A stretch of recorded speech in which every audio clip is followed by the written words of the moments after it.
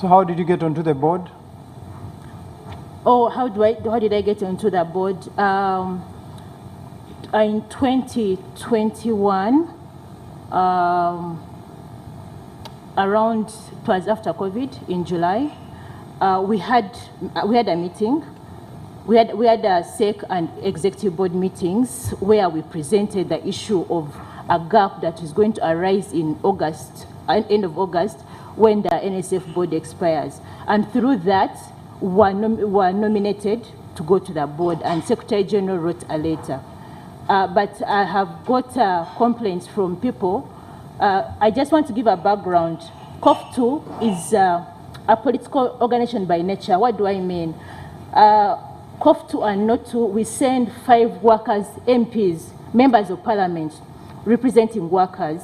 And by virtue of that, there are very many power struggles and factions of unions brought by that dynamics of the politics.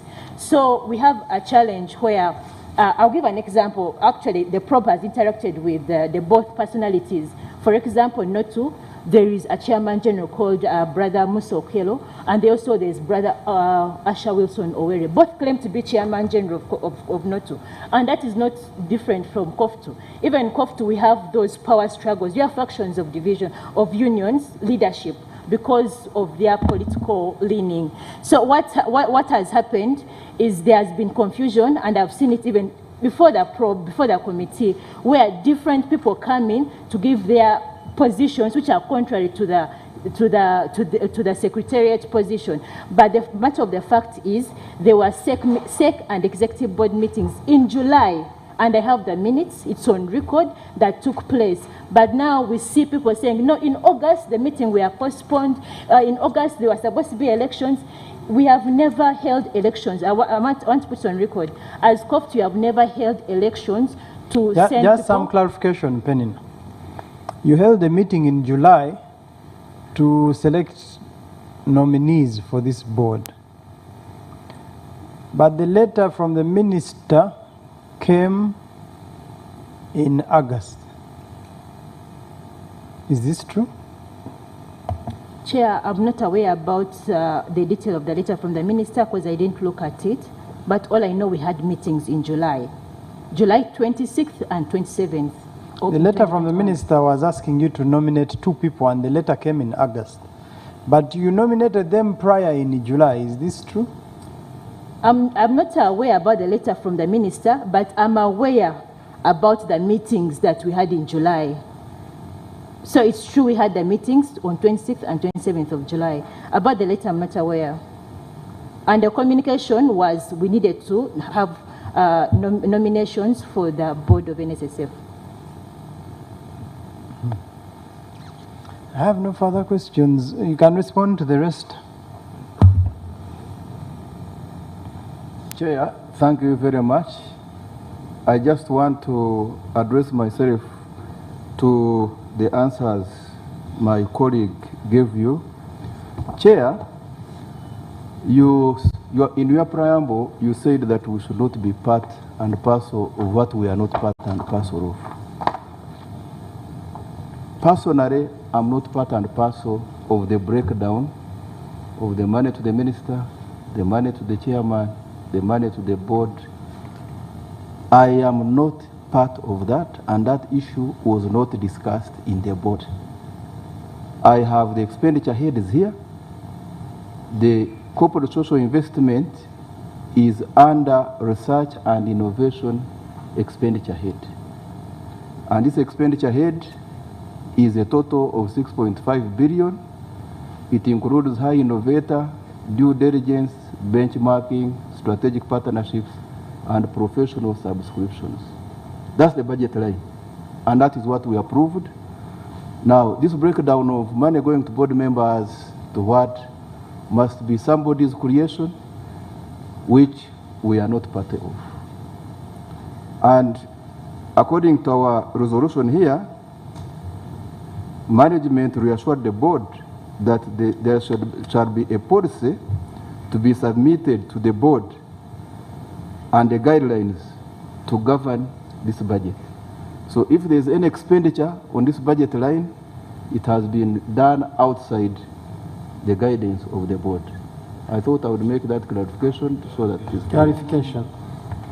Honorable Gaffa, then Honorable Kakembo, then Honorable Masao. Thank you, Chair. Dr. Mugisha, your neighbor, a board member here from Noto, just a few minutes ago alluded to a warning you gave them regarding the budget for corporate social responsibility. Somewhere where you had a board meeting. And I thought that was good of you. Anybody, any of us would expect that guidance from you to the board members. What was it exactly that you were guiding them against? He mentioned it just a few minutes ago. You guided them and said, please, that direction you are taking is not good. Would you like to share what you remember, what you were guiding them about? Chair, can I? Honorable Kakembo. Doctor, I am interested in knowing your role in as far as budgeting is concerned and the oversight process within the budget in Nssf. Because you seem to be denying what a member, one of your members, wrote. He referred to what you had agreed when he was requesting for money and which money was given to him. You would be asking for an accountability report. I'm sure that money will be reflected, and from there, as the person who does the oversight role on the board, you will be questioning how that money was given to that individual. Who is your member on the board? Honorable Masava. Chair, when Doctor made a statement that he's only aware of the 6.5, it took me to the budget they approved, which we all have copies here. Strategic Partnership, High Innovation, and MasterCard Foundation, 6.5 billion. But again, the same document, when you go behind, it breaks down that 6.5 billion. MasterCard Foundation, 4.08. Then you have several. You put it under several, then you try to explain, which is the 1.8 billion. Then you have the 400 million, then 219 million, which comes to the 6.5. But when you say you're only aware, it means you only read the first page of your budget, which summarizes everything. And yet you're the very people who passed this budget.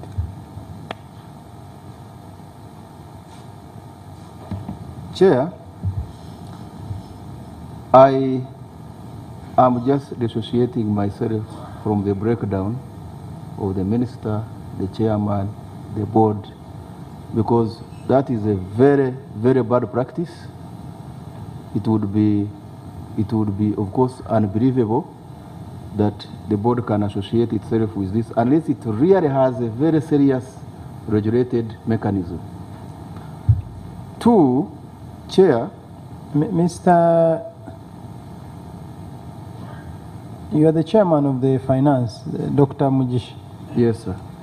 You know, by stating, okay, basing on the statement you just made, it would look like the marketing department and all these other departments connive, because by the time a budget gets to the MD, and I'm sure they are watching, all these departments have a process of processing their budgets.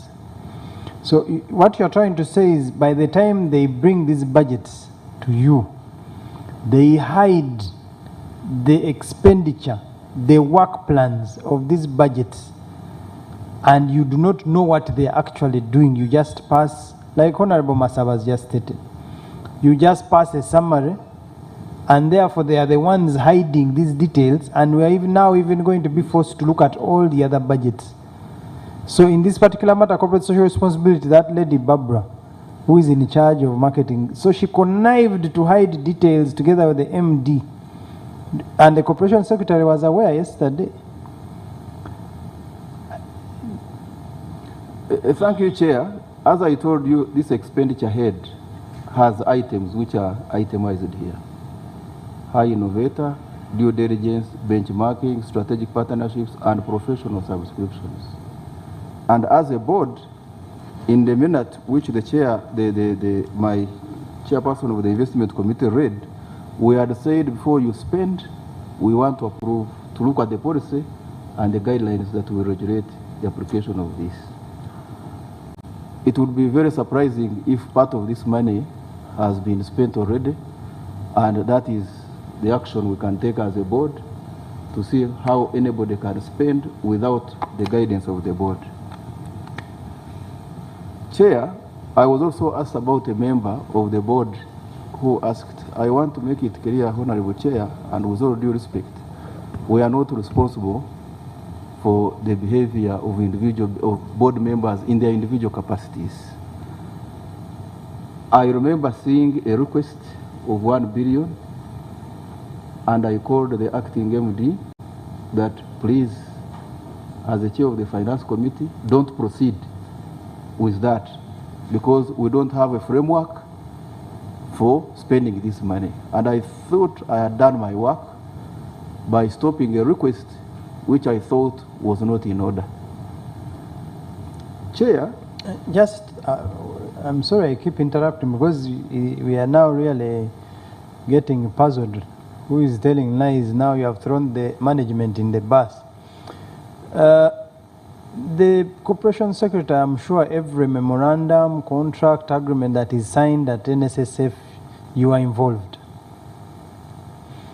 Now, the board is saying they do not know and they refuse the expenditure of this money. But you and Ayota, Mr. Ayota, signed an MOU with COFT and gave them even a part of the money that was meant to be that was meant to be given as per that memorandum. So are you going behind the board to now start even going into contracts to give this money out? Because they are saying for them they stopped the expenditure. Now they are saying they are surprised if this money has been spent. But already there are steps being taken to spend the money, signing an MOU, sending the money to personal accounts. Chair, just to add, the money is already spent. A member from COFTU has confirmed, a member from NOTU has confirmed. Each one of them received 100 million, and they have already spent the money against the guidance of the board that there must be clear guidelines on how this should be done. I just wanted to add that, Chair. Thank you, Chair. First, a comment which I'd wanted to raise earlier for the record. I am the custodian of the official records of the fund, official. And I put up my hand at the point at which Director Hassan mentioned to the committee of a meeting involving about, not a meeting, a discussion among 3 board members. It's important that the committee notes the official position, how boards make decisions by board resolution in a meeting. There's an agreed agenda, there are papers presented, resolutions are passed. I have those records, I have shared them. And to note that the discussion that Director Hassan mentioned was outside the boardroom. No wonder even I got to know about the breakdown yesterday. So Chair and members, I think it's important that when the questions are being posed, to put that into perspective. Was it an official board position, or was it based on discussions and understandings outside the boardroom? And that leads me to the questions you've just asked right now. The conclusion of that memorandum of understanding is an operational arrangement. The board's role was to pass a policy, the stakeholder management policy, which they did. The implementation is management. Now, that memorandum of understanding did not mention amounts. In fact, it mentioned that the budgets would be predetermined and pre-agreed. There is a clear board resolution, the official board position, that instructed management to come up with work plans and initiatives. That was repeated, the extracts we've shared, repeatedly up to even the meeting of 25th November.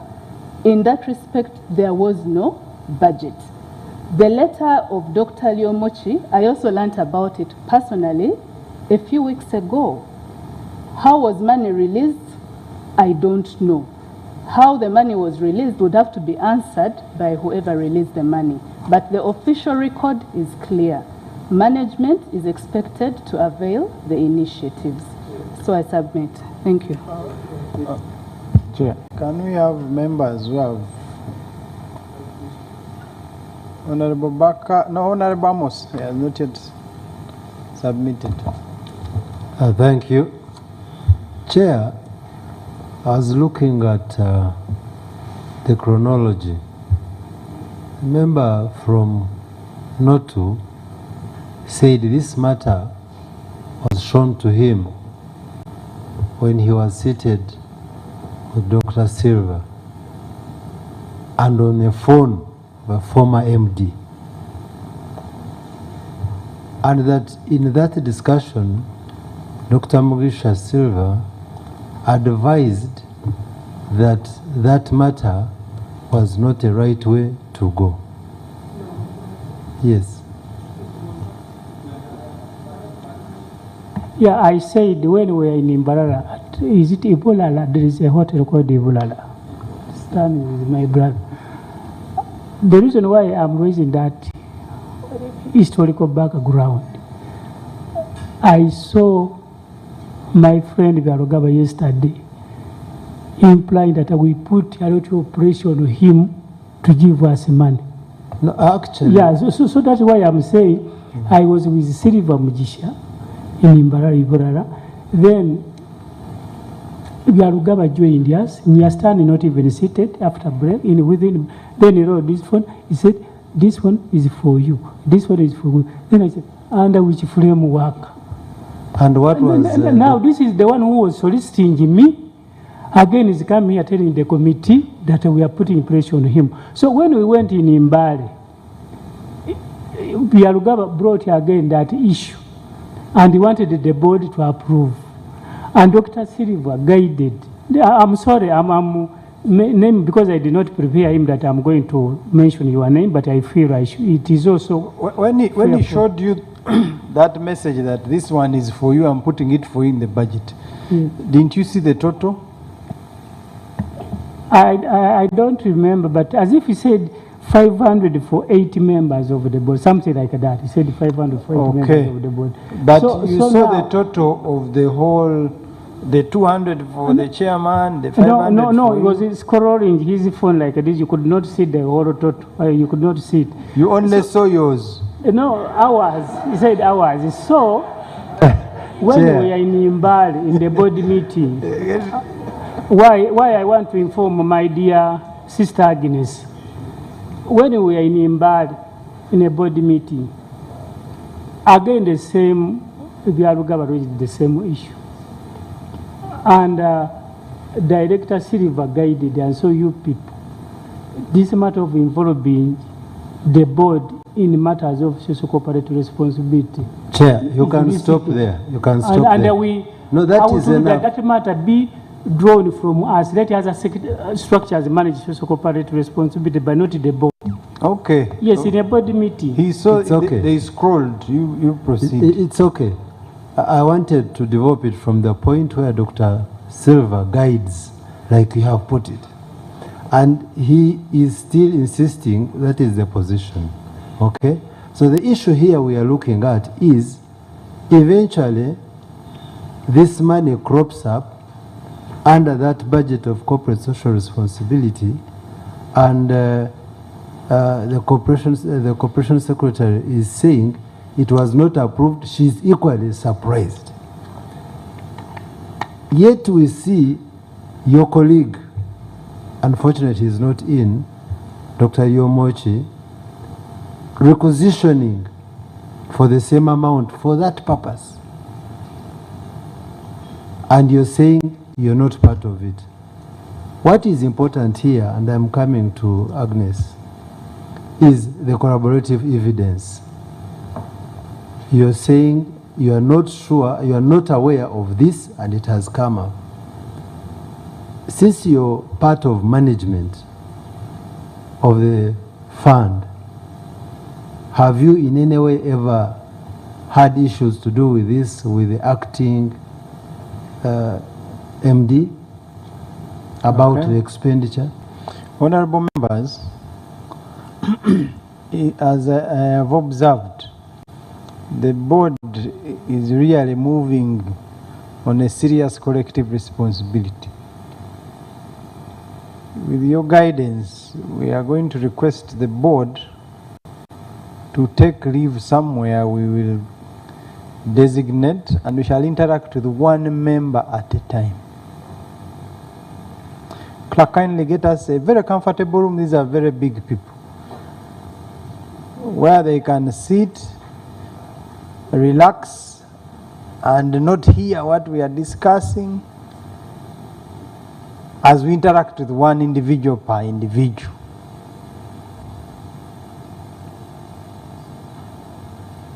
Chair, through you, as the clerk makes that preparation, there is something I thought I could put across. Because we are looking at the 1.8 billion, but perhaps... Why don't you wait? You can be the first to select who you wish to interact with. You can select, the rest can start. I think I will begin with the most honest I've found on the committee. I think it's the most honest so far, according to our interaction. So... Okay. Of course, they are going to be watching on their phones, mobile apps, but it will not matter. Everyone who comes here will be put on oath. We are tired, really. We want to come to a conclusion on this matter.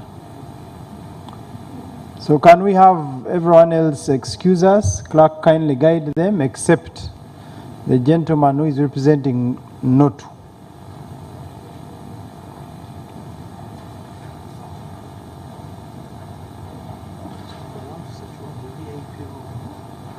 Okay.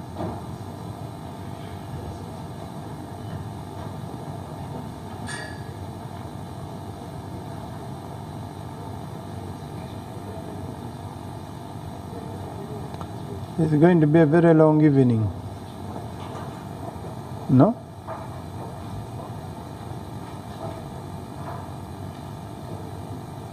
Hmm?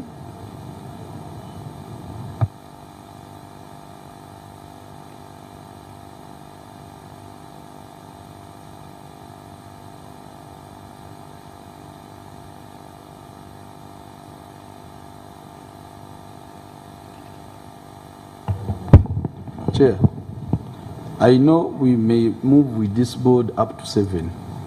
Or even beyond. Even beyond. But you recall when we were starting our investigations, we have invited Institute of Corporate Governance twice, and they come in time. And whenever they come, they find us with another body. They sit until they get tired, they go back. Even today, they are seated there. Why don't we give them 20 minutes while the other ones are settling? You have already begun interacting with stakeholders. You want to break off that engagement? No, I was just proposing, if possible. Honorable members, what do you... Just a procedure issue. While we were having interactions, one of the board members, that is Annette, I believe, walked out without any communication, and after some minutes, someone picked her bag. So I don't know if she's still around. She claimed she was not feeling well. She informed us. But because she feared, she had to come officially, communicate, and go back. So can we start with the gentleman? Honorable Massa. Can we have a gentleman on oath? Clerk, administer the oath.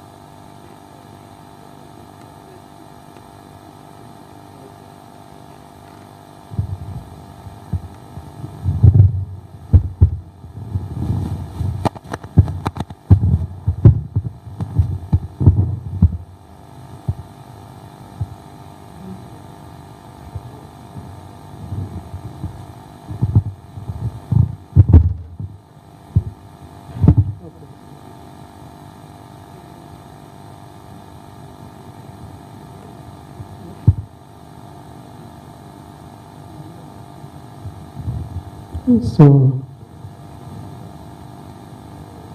I, Hassan Luavai Mudiva, solemnly affirm that the evidence I shall give touching the matter before the Select Committee on the State of Affairs in National Social Security Fund, NSSF, shall be the truth, the whole truth, and nothing but the truth.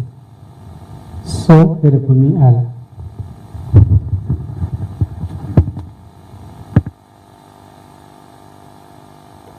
Honorable members, we want short and precise questions. We don't want questions that are going to take ages with preambles. Kindly, because for the interest of time, a short, precise question with a response. I'm sure you're aware of what you have just done. I don't need to update you.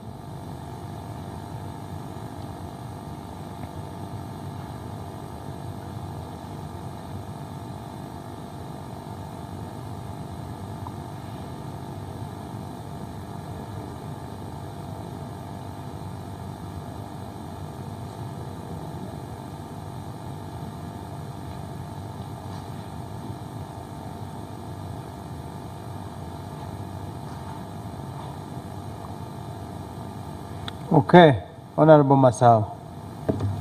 Chair, mine is quite brief. One, Mr. Hassan, were you part of passing that budget, the 220 budget that was passed? Were you part of the process of passing it? Are you aware and do you know the details of the budget that you passed, if you did take part in passing it? The budget of 220, that is the operational budget. Yes, the operations budget. The operational budget is passed under the total framework budget. And the budget, of course, it is divided on two sides, recurrent and capital. Yeah, so when you are passing, you pass the total. So when you were passing, you were there when passing it and you had a copy of this document that you were passing? Yes, we had a copy of the budget. Okay. In that budget, there is under other operating costs, which amounts to 6.5 billion. Yes. Did you see that figure? Did you see? No, actually, when we are passing the budget, the items were not itemized. They were not itemized. It was presented by Silva Mujisha, doctor, and I asked him, but this budget matters are not itemized. They brought a budget which was a block figure. Yeah, it was a block figure. So the budget that you saw, yes, that was passed, they just brought a figure that you're passing 220 billion. Not 220, the total budget of NSSF is beyond 200, but that was operational figure. But not itemized budget, the way that recurring, there is this item 1, 2, 3, and yes, even I raised it to Hassan, Mr. Hassan. Yes. This is the entire budget of the NSSF, which includes the operating expenses, the other costs, everything that we are talking about, the 220 billion. Including capital expenditure or recurrent. This one has, I don't know if you have a copy, because it's you that provided, because it has including the maintenance, equipment costs. This is the operating budget of 2022-2023, and then other operating costs. Yes. So I'm particularly interested in the strategic partnership, high innovation, and MasterCard Foundation. Did you look at that figure, the 6.5 billion? No, those figures were mentioned during financial committee when we were preparing a budget in the financial committee. They were mentioned. Yeah, but when we passed. So you don't have knowledge of how the 6.1. No. Chair, perhaps we can move on. I think I'll forward it to another person because he claims not to have knowledge on that. Thank you. Thank you, Chair. Mr. Hassan, to me you seem quite genuine. Quite what? You are genuine. You affirm that? Yes. And I hope that by the oath you have taken, you are telling us the truth. And you are Honorable? Musila John, the Rastaman. Okay. Thank you for reminding me to introduce myself to you. You have been a civil servant, and Yes. possibly you retired, so? Yes. And you are aware of issues of moral turpitude, isn't it? Yes. You insinuated here before the chairman, and they said that somebody or the former MD was on a course of influence peddling. Am I right? When he showed you at Mbarara, in Mbarara, he scrolled down. Yes. And insinuated to you, and they said, this is your part, even without you knowing. What did you do thereafter? Yeah, I have stated that. Yes. That I told him that if you are soliciting, I'm not interested in soliciting.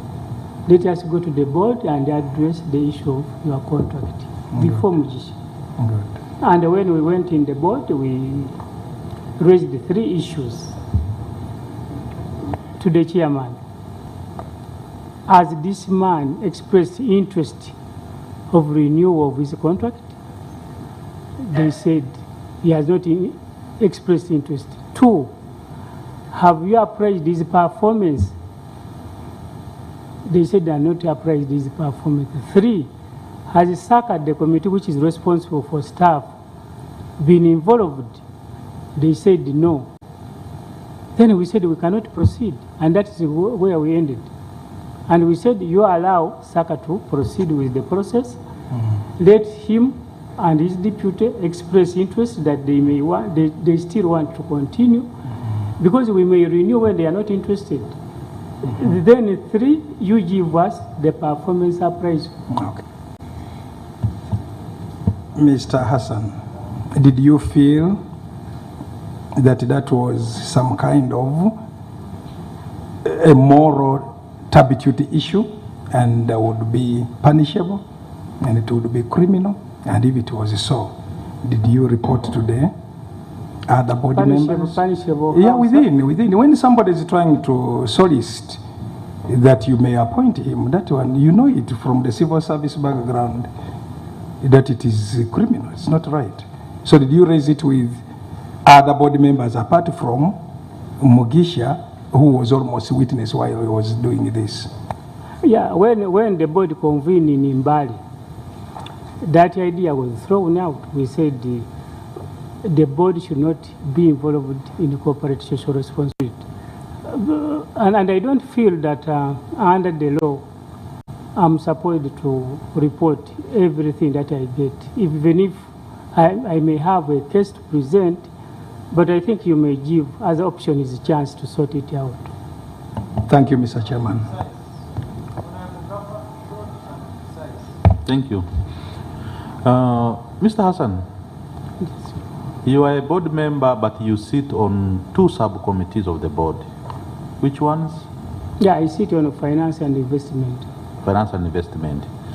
So in the subcommittee of finance, they bring you detailed, itemized budgets. Yes. That then you consolidate from the different departments and then bring to the board for approval. Yes. Now, the issue of corporate social responsibility, were you given itemized budgets in the finance committee? Yes or no? The issue of social corporate responsibility, of course, we have several departments which report under finance committee. Yes. Corporate social. This, yeah, I'm talking about this specific budget. Each department reports procurement, what. Leave alone procurement. Now we are on the 1.8 billion. Yes. Was it broken down in the finance committee of the board? Yes, it should have been broken down, but I don't. Was it? Recollect now. Don't say it should have been. Was it broken down? I don't remember that particular item because. Okay. But, are you aware as NOTO You Yes. represent not on the board. Yes, please. Are you aware you are supposed to get 400 million Yes, this financial year? yes. Where did it come from? Actually, that one it came from when we are identifying the stakeholder management. And we, Stop there. Yes, Did you approve that 400 million Yes. in the budget, yes, in the finance committee, yes, and in the general board? yes. So that 400 million for NOTU included 400 million also for COF2. Yeah. What else? That is on Yes. the 400. No. 400 million for NOTU, 400 million for COF2. Yeah. What else was part of that budget in addition to yours and COF2? No, now that one on a 400 million was specifically to handle matters related with financial literacy. Don't And mind then the compliance, terminology you used. Yes. Do you recall what else was within that block where you have 400, COF2 has 400? What else was in that block? I'm not getting you, Honorable. What the honorable member is saying, you are saying you didn't look at the particulars Yes, of the breakdown of the corporate social responsibility, yes. but you saw the 400. Yeah, because we lobbied for it. Okay. Yes. So he's saying, where is it coming from? Is The it coming backup from the ground. corporate social responsibility budget? Because I have the bank statements here. Where it is coming from? Yes. Who initiated it? Yeah, I was starting with that one, and then you said you don't want. I said at strategic planning level, when we are identifying the stakeholders to play different roles, we identify that we have gaps in non-compliance. At what level? The general board or the finance committee? No, at strategic plan, it was at the board level. So who decided that you should get 400, COF to 400, and the others, whatever they are getting? Who decided on that figure? Management. Management, specifically who? That was the MD Byalugaba. then. MD Byalugaba, Yeah, yes. okay. Chair, if you may allow, let me ask him other questions that I had. Kindly ask any question. Yes. You don't need to zero down on Yes, the budget. Mr. Hassan, Yes. there are two board members that resigned Yes. from NOTU and the Federation of Employers. You are aware? Yes, please. Are you aware that these board members were paid all the period they should have been on the board? Yes. Did you approve this payment as the board? I remember it must have been approved because it was a process which was undertaken and the board was fully involved. In your view, was it correct? It wasn't. But you approved. Yeah, because the circumstances then, as if the board had no option. Because even I have a letter here, which was written by the Minister of Finance, advised that we shouldn't go, but the circumstances at the time, and for us, the board, when you look at the supervisor action, sometimes there is even silent about our relationship with our supervisors. In case of any settlement, the law does not. We want to use very few words. Yes. You received 100 million as NOTU. Yes. Honorable NSS. Gaffer, let him substantiate on the circumstances. You are saying Yeah. the Minister of Finance wrote to you not to do it. No. The minister, no, the circumstances which led to that. We were called in an abrupt meeting in the Ministry of Gender Labour. We went there in the boardroom. Called by who? The Minister Uh-huh. of Labour, Honorable Betty Amongi. The board members of Nssf. Actually, for me, I was in Iganga. Then they called me on the phone. There's an urgent meeting. Do you come tomorrow? Yes. And I drove, I came back, I reported. When we got there, we were with the minister and the Attorney General and the other ministers. They were like 5. Then the situation was, the board was illegally constituted. Then we said, how was it illegally constituted? They said there is no woman, there are not enough women. But we said the board of Nssf is a constituency board formed under ILO Convention 144, and the constituencies are government, worker, and employer. And the law does not specifically mention that legal requirement that a woman must. And two, when each constituency is electing, there is no obligation or anybody who can direct them on what to do, because we constitute in our respective constituencies and choose people according to the way we see them. Now, if by chance we get a lady or a youth in that, you can not say that it is part of the requirement of the law. Chair, allow me to cut the story short. Yes, yeah. So you were two members from Noto? Yes. You and Mr. Julius Bahemuka. Julius Bahemuka. Yes. So who decided that Julius Bahemuka should be the one to resign? No, there was... Why did you resign and leave Julius? No, for me I said I cannot resign. Yeah, because I came to serve, and the law is very clear. And Julius also came to serve. No, what I'm saying, the law is very clear. It defines how you come in the board and how you exit. But you came together? Yeah, we came together. Through the same process? Yes. And me, I said I cannot resign. So who decided that he should resign? No, and there was lobbying.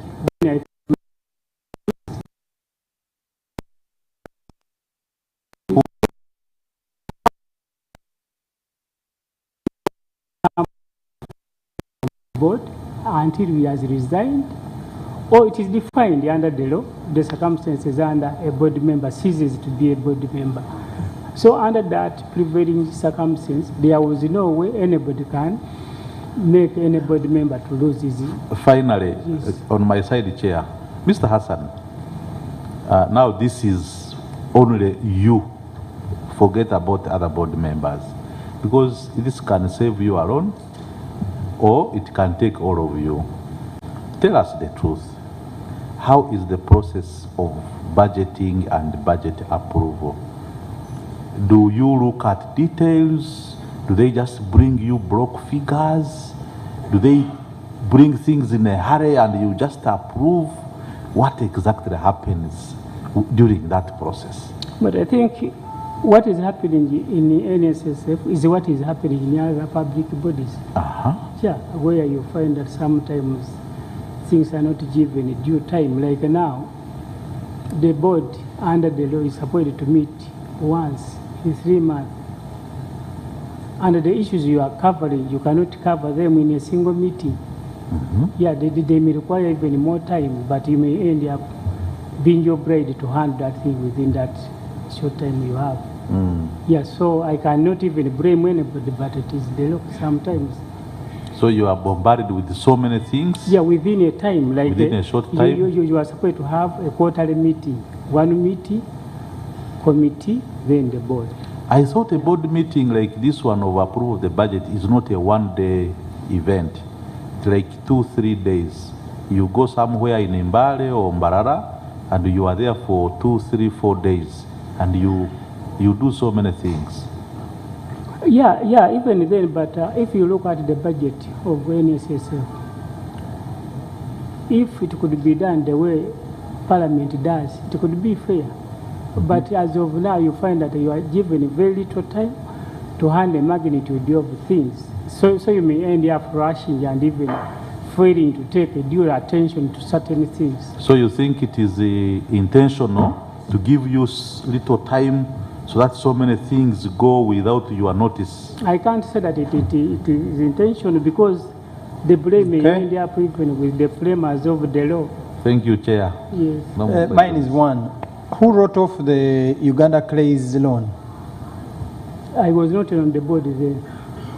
No, but it has just been written off. Is it? No, I have actually heard of that thing yesterday, because I followed the debate yesterday on TV throughout. Yeah, I have never heard of it, to be honest. Yeah, but I was thinking the MD Honorable policy Masaba, Honorable Mr. Hassan. Kakembo. is going to Mr. Hassan, when did you begin working as a board member? When did you join? September last year. September last year. No, this is 2023. Yes. September 2020.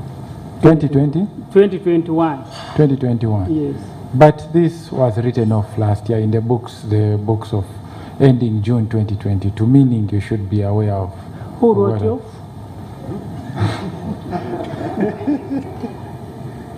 Yes, because yesterday when I saw Mr. Diarugaba testifying on the same subject matter, I saw him committing himself that they are prepared Uganda case and it is ready to pay back the loan. Now, if the loan was written off, now what are they going to repay back? That's what is confusing me. Vamos. Yes. Yeah, thank you so much. One, I want to appreciate that you're sharing with the committee good information. However, I want to draw you back to the other 400 million that you said you as NOTU were lobbying for. Yes.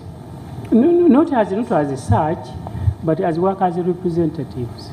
When we came to the fund, we found so many innovations and opportunities where the members were not benefiting.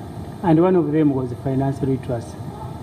Then there was Innovator, then there's the Yield Fund, then there's the... So we thought that maybe we could make a part of our constituents. After all, they are also contributing members of NSSF.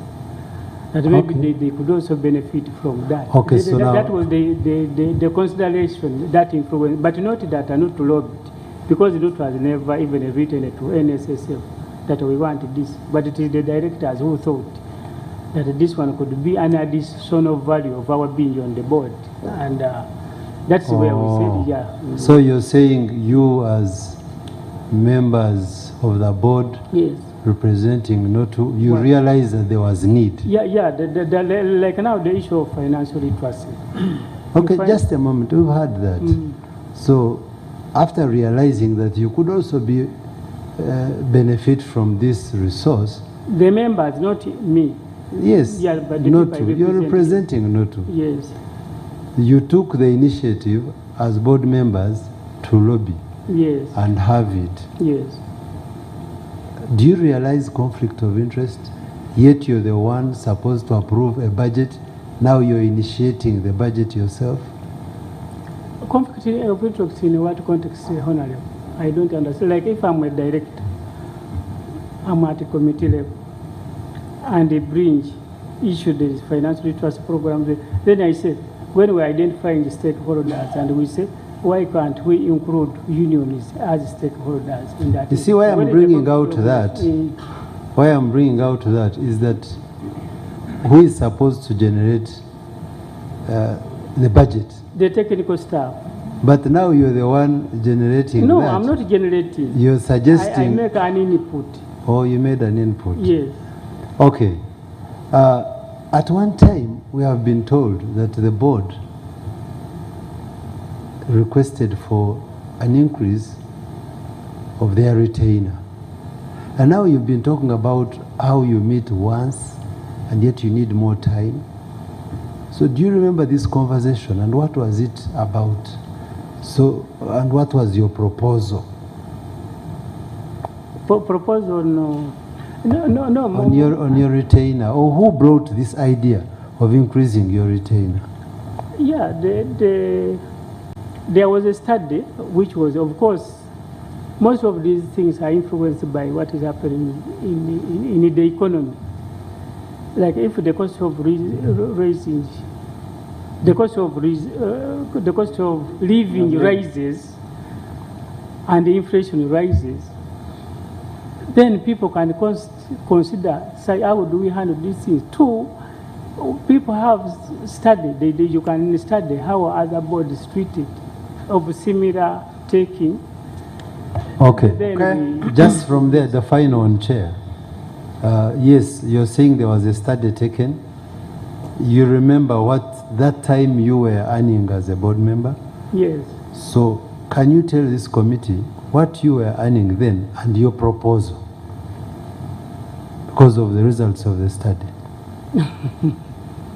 Okay, we were earning like 7.5 million. With taxation, they tax off pay as you earn and other deductions, then you end up with 4 point something. So our proposal was that it could go from 7, because there was a skyrocketing in the inflation. There was a time when the inflation was so high, and we computed and we thought that if it could be like 7.5 to 10 or 15, that's the ordinary member, then it would make that they make a deduction is over like 5 million, then you remain with 10. Yeah, but not that we asked for 30 million. Fortunately, the study was almost within that. The study was indicating 30. No. So you brought in the figure of 30. How does it come in? No, it is the press. I have been reading these days that these people, actually there's somebody who is even demanding me money. Who will say, you got 30 million, why don't you pay me? Yeah. No, honorable members. Honorable Kakem. Mr. Hassan, I want to thank you for being honest. Thank you. To serve the interest of your constituents on the board. Yes, please. We are indeed very grateful. However, tell us, on the board, as the members, do you work as a team, or there are individuals who feel they are more important than others? No, we work as a team. We have no problem, apart from a few cases, but we work as a team. We have no problem. You have no problem with any? Huh? You have no problem with any member? No, apart from this brother of ours whom we know, but we don't have any problem. You said it, because my second question was going to be about the letter the chairperson wrote complaining about one of your members. Yes. You agree with the letter? Yes. And you also agree that there is a problem? Yes. Good. Yeah. What would be your advice to this committee? Because this is a fact-finding committee. We are here to improve Nssf Workers Fund. In your words, you have realized the gaps. And have evidence from the management that there is a lot of pressure from the board and some political interference in the works of Nssf. Do you agree with that? But it is management saying it. I don't know the context under which they are doing. You don't know the They are calling context. it pressure. But I recommend on it, yes.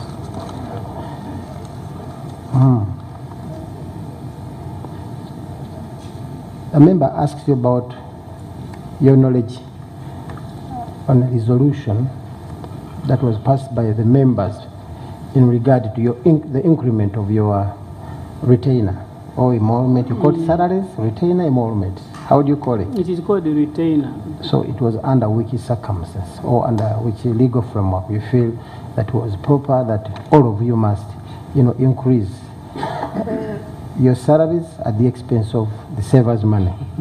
No, but I think, Honorable Kakembu, the issue here is the board entitled to remuneration or not. And it is yes, that all board, not only Nssf, they are facilitated in the exchange. I agree you are entitled. Yes, yeah.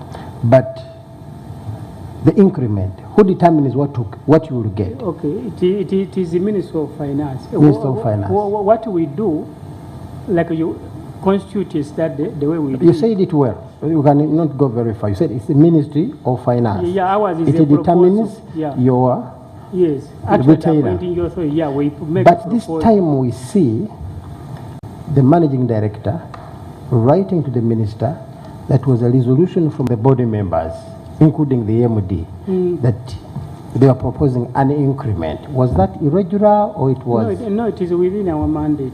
You include Because, your own salary. Yeah, a decision of a board is communicated to other stakeholders by the MD. It is not... No, the decision, I'm not asking about the decision. Yes. I asked about who determines your pay, and you said rightly that it's the Minister of Finance. Yeah, actually appointing your authority. Very now good. it is That's labor. the Minister of Finance, now it is Labor. Yes. Whatever. Now, we have evidence, there is a letter from the MD, because he was communicating your resolution, Yes. which I suspect you were part of the resolution, Yes. because you work as a team. So Yes. under No, the not law yes. of collective responsibility, you also agreed to increase your retainer. Yes, to propose an increment. Ours was a proposal. It is not an increase, but it is a proposal. And the law gives us that mandate. The law gives you the mandate. Yes. And when the proposal was received by the minister has the discretion to take it, to amend it, even to ignore it. Great. But what he did, he proposed that according to the public policy at the moment and the economic condition is prevailing, the figure that had been proposed are unattainable, and he gave a figure which he thought that it was adequate in the circumstances. Yes. Who thought the figure was Minister of Gender. the Minister of Gender? Yes. And was the MD writing the Minister of Gender asking for a crazy increment? So the Minister of Gender was right to reduce it down because it was too much beyond it. Yeah, it is a proposal. It is like now, if I ask my son, how much money do you want? She can say that I want 100,000. But if I give him 10,000, he will say, thank you. Yeah, there is nobody who say that he doesn't want to teach money. Honorable members. We end Yeah, with but this the one. one, yes. I want to close with this. Yes. Mr. Hassan, you agree with us and with many Ugandans that there is a lot of mismanagement of of workers' fund in Nssf. Do you agree? Mismanagement? You can call it irregular processes. Nssf is one of the best performing organizations I know in Uganda. Actually, the other time we hosted Honorable Amos Lugorobi, and when we engaged him and he appreciated that, no, NSF is not reckless as such. It's not. I'll end it. Okay. Honorable members, ask all your questions. All the questions you wanted to ask the other board members, because I'm sure they are watching and they'll still come prepared. So the best thing for you to do is ask all of them now, get responses, and we move to other stakeholders.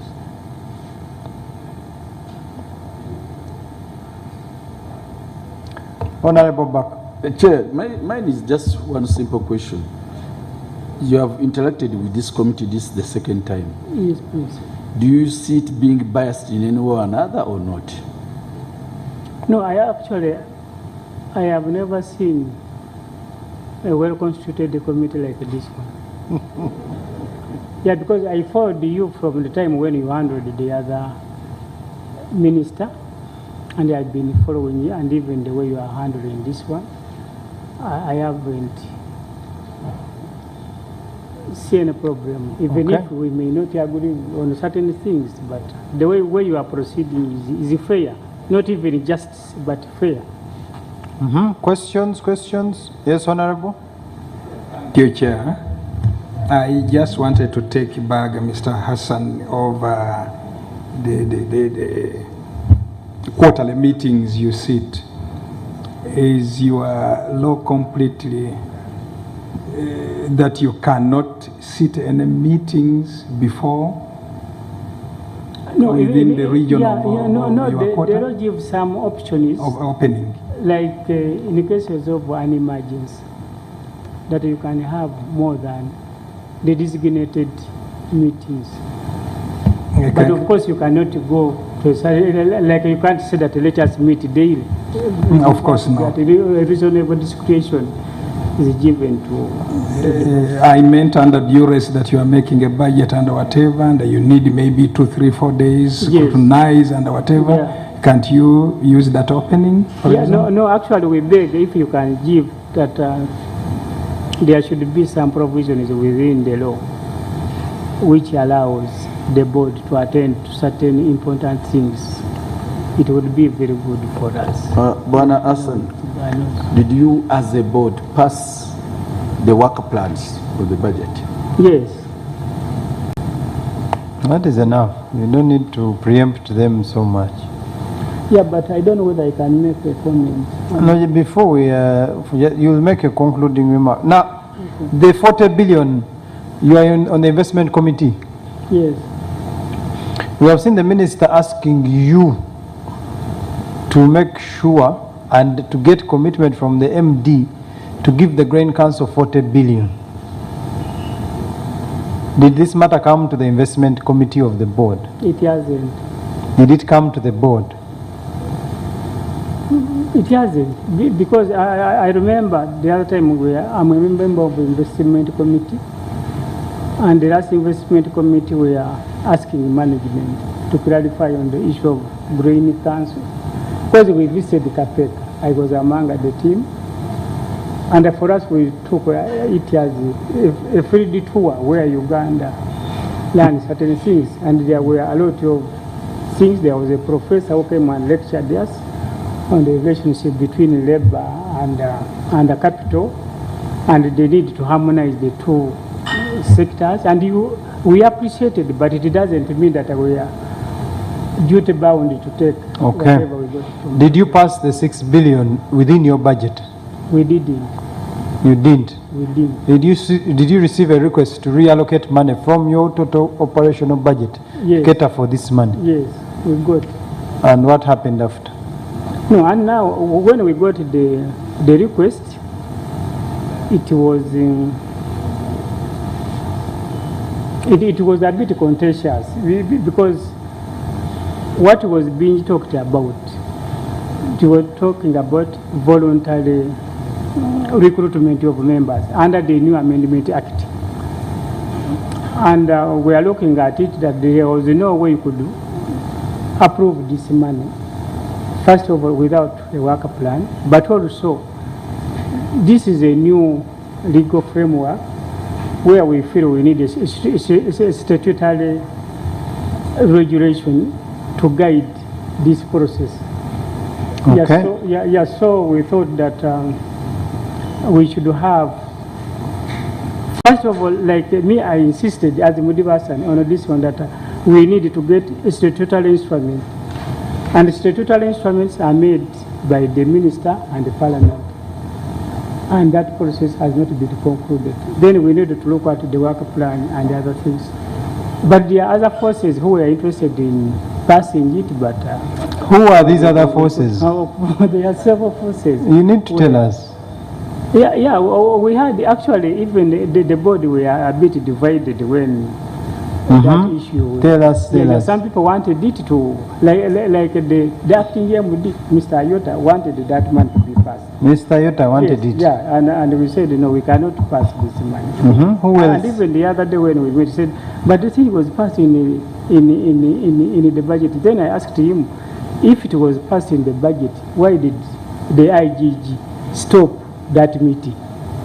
Because there was a board meeting where it was specifically stated the item was to revise the budget to procure 6.4 billion. For the minister?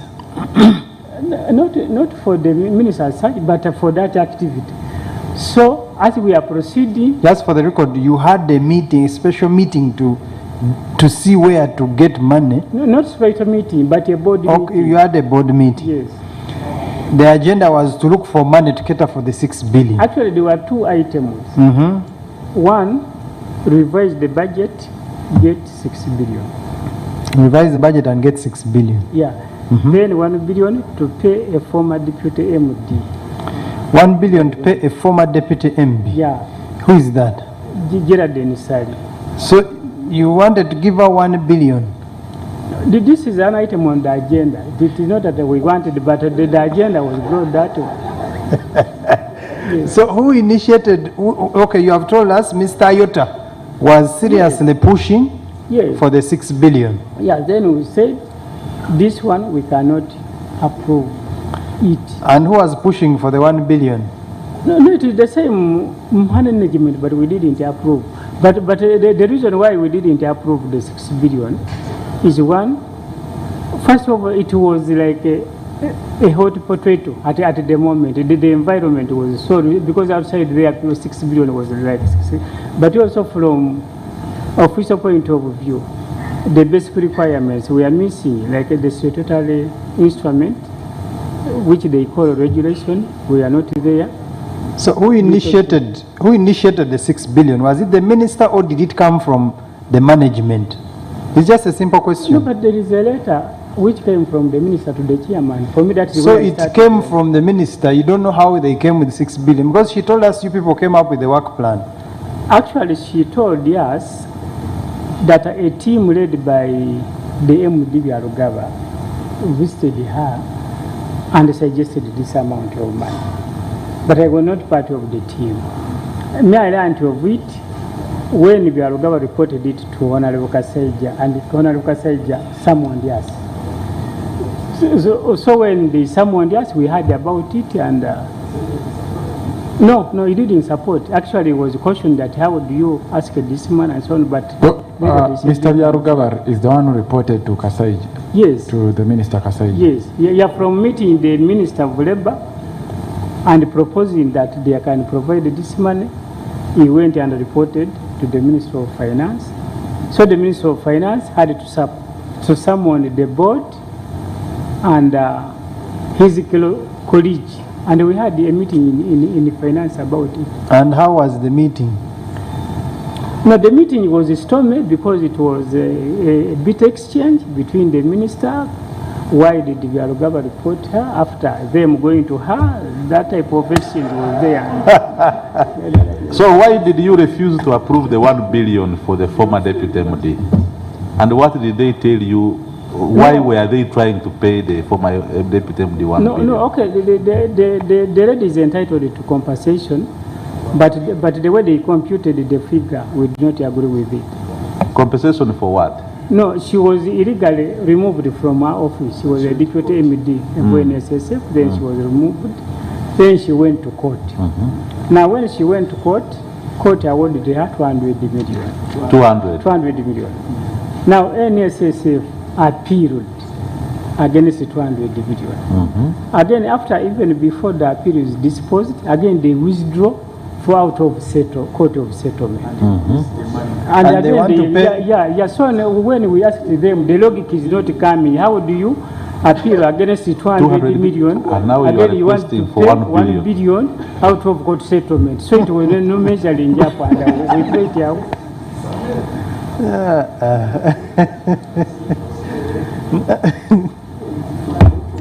Chair, this what? Chair, this member of the body needs to be appreciated. He's really a gentleman. Can we give you a cup of tea? He's telling the But truth. Chair, I wanted to comment on We have not yet finished. always say I'm most obliged.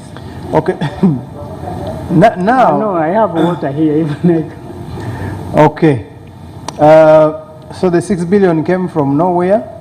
The minister called the MD, former MD.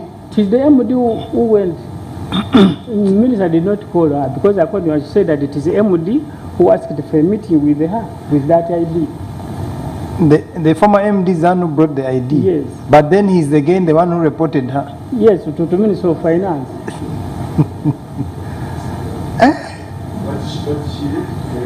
What?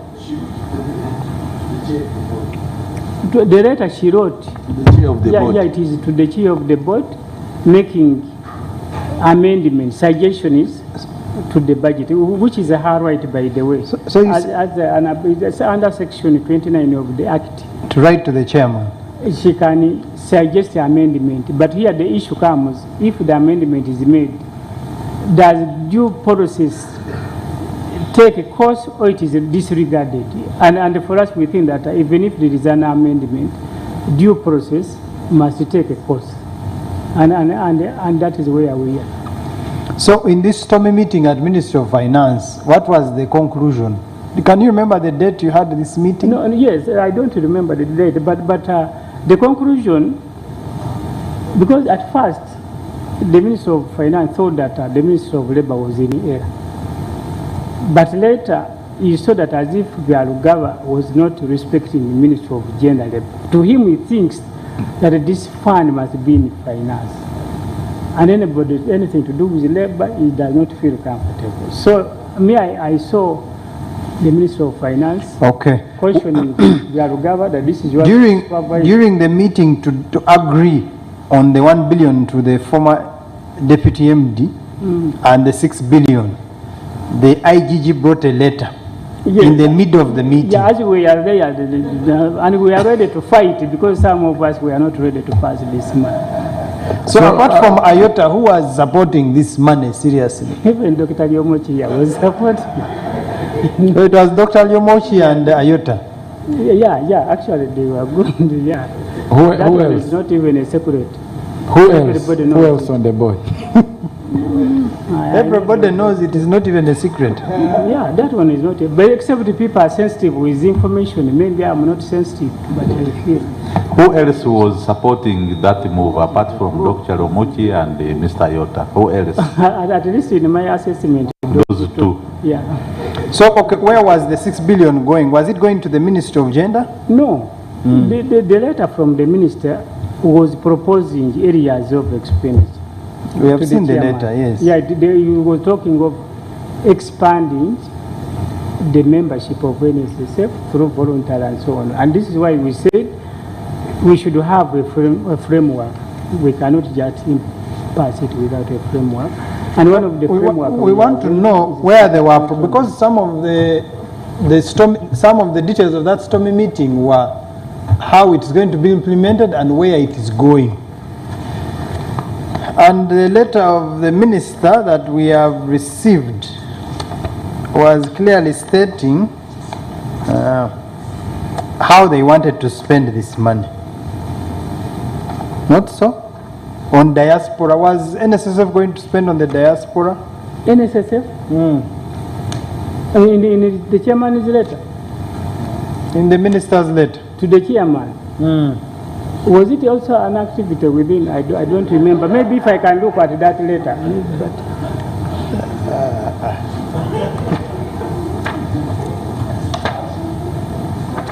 Okay. Let me ask you one question also.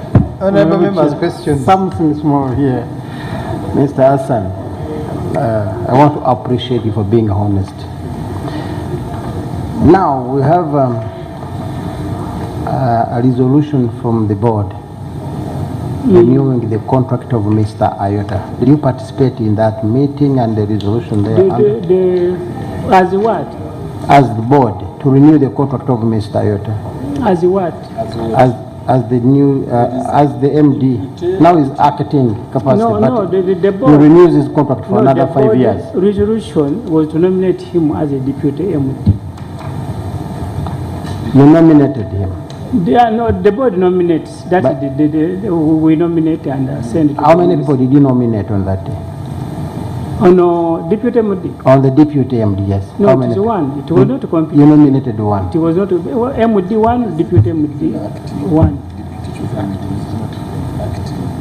Acting. So are you meaning nomination for acting or deputy MD? No, it is both. Because the two are different.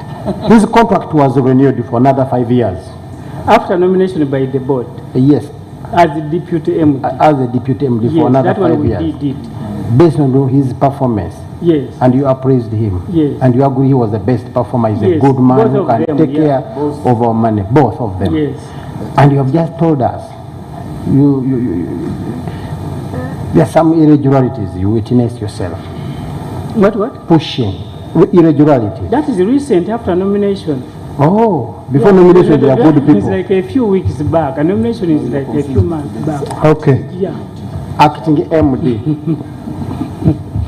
You participated. You give him those I'm powers. asking you, which one do you mean? Acting There are two MD. things. Acting MD now. No, that one the board was not involved with. The board was not. Who then nominated him for the same? No, nobody nominated him. But he is the acting MD. That is the appointing authority. Who is the Because appointing the authority? board just nominate, we don't appoint. Yes. You recommend, you don't nominate. You recommended him for the position. Yeah, we use them interchangeably. Nomination and recommendation. They're the same. They mean the same. They mean the same. You recommended him. They are not the same. They are not the same. Nomination and recommendation, they are not the same. So you recommended him. Yeah, you nominate and recommend. Based on what? Because according to what you've just told us, it seems you have also No, Honorable, gaps in the way he has been doing I'm his work. saying, these people, even when we met the president, he said the reason why he wants these people to be appointed is on the account of their performance. I was asking what was the basis of his renewal? Best performance, was he the best performer in the company? Yeah. One, best performance. Two, when this fund was going to be liberalized, IOTA worked with us as trade unionists to defeat that liberalization. And we have been working with him very well. Even when he was the chief financial officer of the fund, we were working with him well. So he was a friend, Yeah. a long-term friend. Yeah, a long time friend. That was the basis. No, not the basis. We are saying the performance, the networking, we are using them when. But how can his performance be the best when you've just told us that him and Dr. Yomochi, those two, were the one pushing the irregularity within the fund? No, but 6 billion compared to the 17 trillion, if you get that percentage, you cannot overall say that is a bad performance. Oh. Yeah, that can be a mistake, a judgment, and we cannot disregard the good things one has done on account of a mere mistake in judgment Mr. Hassan, on a small thing. we are told some of the board members also contribute to NSSF savings. Are you one of them? Yes, Do you also save with NSSF? yes, And NSSF contributes 10% for you, yes, please. and you put 5%. Yes, For how long have you done that? You started when you joined the board, yes. or you have been To before? be a member of NSSF, Yes. I have contributed from NSSF from when I was in State Council in 1980. Ah, so you came when you were already a Yes, saver. yeah, I have my account, and actually when people were saying that I'm a civil servant, And they you are checked and I found my And you are account. continuing. Yes. You think it is also proper that because you are not a staff of NSSF, you are a board member, you don't get salary, you get retainer. You think it is proper that NSSF contributes for you like a staff? Yeah, Mr. And not Chairman, only you, even other board members that... Mr. Chairman, actually those are the two comments I wanted you to... You to can allow make me the to comment, you can make the comment including on the that one one. of health insurance. And Yeah, health I insurance. wanted to merge the two. You say something about them. Because I followed the debate yesterday very, very well, and I came thinking that maybe if I'm given the opportunity, we can. Let me start with health insurance. If you read Occupational Health and Safety Act 2006, section, there are several sections, but I can start with section number 2, interpretation section. Under that act, they use the word work. Please extend near the microphone because it is being recorded. Okay, Yes. they use the word worker, and the word worker means, as per interpretation section, a worker means a person who performs work regularly or temporarily for an employer and includes a public officer. For an employer. Yeah, for an employer. Yes. And if you say health in relation to the worker means not mere absence of a disease or infirmity, it includes the physical and the mental elements affecting a health working indirectly or directly related to safety and hygiene at work. So here we were looking at, like, for me, I'm not an employee, as the act is saying, but what will happen if I'm in the lift and I get accident? Or if I am infected with a sickness within, when my performance as a body member of NSSF, or as I'm going or coming back to NSSF, I get an accident. How am I protected? And if you go to section 23 of the same act, it says employers duty to persons other than employees. That is section 23 of the act.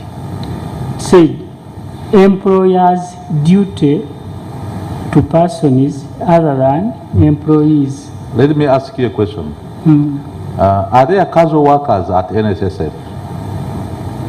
Casual workers? Temporary workers? Yeah, they are there, but I have not taken much interest in it. Do they also get those benefits? I don't know. I have not taken much interest in it. You're a board member, you should find out.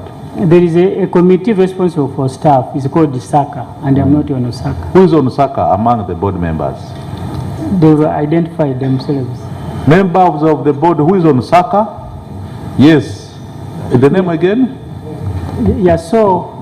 First wait.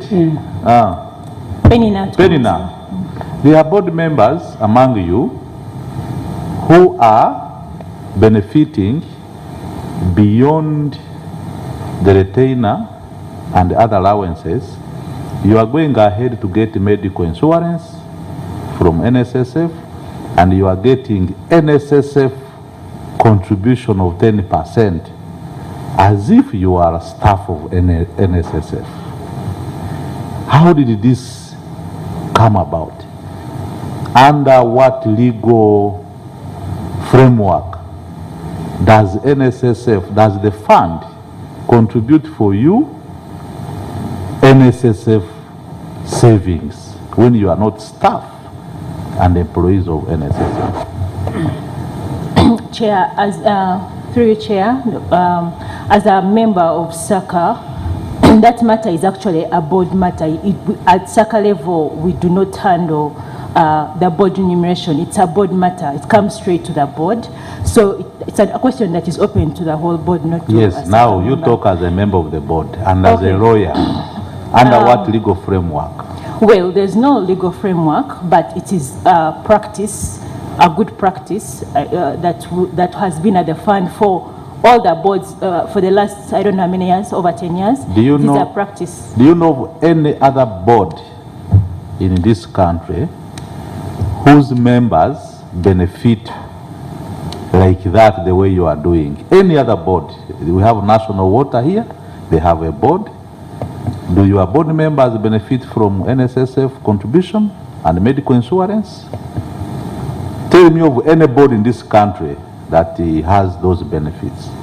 Through you, Chair, we haven't done any survey or benchmark to find out which institutions do that, but it's something we can do so that we have an informed opinion about Under what legal framework? There is no legal framework. I was quoting the legal framework, Honorable, when... That legal framework is not proper. So I was still asking, I don't know where she's going, Chair. Maybe another member can respond. We have heard a lot from him. PS, Mr.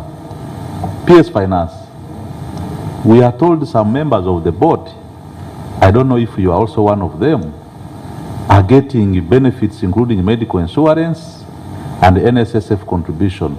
Under what legal framework? Personally, I do not get that. Secondly, there is absolutely no legal framework for that. Thirdly, it is irregular. Do you refuse yours and others allow it? How did you not benefit and others are benefiting? Who made the decision on who should benefit and who should not? I do not know, because that matter did not come to the board. Okay. You don't need to ask too. I think management should be in a better position to respond to that. Mr. Agre, we have not yet heard your voice. come across information of a meeting where you refused the 6 billion to go to your ministry because you could not account for it under any legal framework. Just confirm. Chair, honourable members, it's true we did agree that the 6 billion cannot come to Minister of Gender. But the intention was, the earlier intention was to take it to gender. Not necessarily, because the letter from the Honourable Minister, when she was making comments on that, on the budget, and where the 6 billion is mentioned, was advising Nssf to consider those areas, what she called strategic areas, and allocate funds, and gave a figure of 6 billion. So I'm not aware that she wanted it to come to Minister of Gender. Because in that meeting, you were the one who refused. Maybe they were telling lies, but they informed us you are the one who refused this money because you could not account for it under any legal framework, but the intention was to take it to gender. It's just yes or no, because I know she's your boss. I don't want to get into problems. So it's a yes or no answer. Was the intention to take it to gender, yes or no? No. Okay. Do you have any questions, honorable members? Honorable Masal. Chair, I just have two, but brief. One that I wanted to ask before they moved out. Perhaps Dr. Silva or the chair could answer it. When we look at the other operating expenses, where the 1.8 billion appears, then there is that of the MasterCard Foundation. There are 4 sections there. And then there is again another one termed Financial Literacy Program. You're allocating still 400 million. Then there is partnership with DPP, URSB, NITA, UNIRA, 219 million. So where was this other money going as well? The 400, it's not part of the 1.8 billion. This is another figure, 400 million and 219 million. Then the second one concerns, I think the chairman is best to answer this, the development of Usefulule. Perhaps you could give us more light, because management gave us their view yesterday. We need you to give us a view as well, because there are procurement issues, and you were advised, chairman, by the PPDA that the process should be done again. There were issues that in the pointing system you had, there is a way you played around with it, and then you wrote again declining their device, and again they wrote back standing by their position. So you should highlight that as well.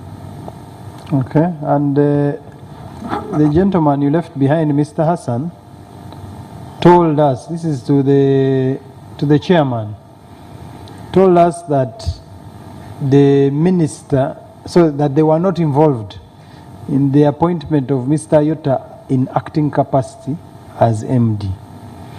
I have seen a letter amongst the documents you furnished this committee, where you, the chairman, are actually appointing him to act in acting capacity. Whereas Mr. Hassan says you did not discuss this. So the question is, did you do this on your own, or did you do this together with the board? Because the minister has no authority to do this under the Nssf Act. It is the board. Questions? This is the last round. We have another. Honorable Kakembo, then Honorable Baka. Yes. Thank you, Honorable Chair. Mine will go to Mr. Chimboa, the chairman.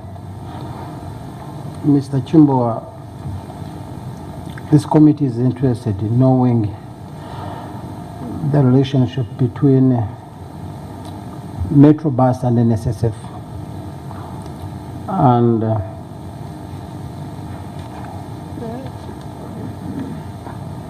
Tondeka. There was a meeting that went to Kapeka. You as the chairperson, do you see this as a proper way of doing business to move your board to Kapeka and visit General Salim Sare to discuss investment opportunities in Kapeka? In your own words, is it proper? Was it proper? Was it regular? Or it was some kind of political pressure on the board? Lastly, Mr. Chimboa, I know you as a man of great integrity, and I trust you on this. There are serious allegations with the Nssf in regard to the budgeting and the budget process. Who initiates the budget and under your oversight? Of course, the duty is on the board. Some of the members here are denying that. Okay. Okay. Finish. Honorable, please finish. That the budget is initiated by some board members, that they lobby for activities. And to me, I see it as irregular, and because it's not supported by any legal framework that the board members will sit down and start lobbying or initiating, activities to be involved in the budget. You as the chairperson of the board, is this true? If it is true, is it proper?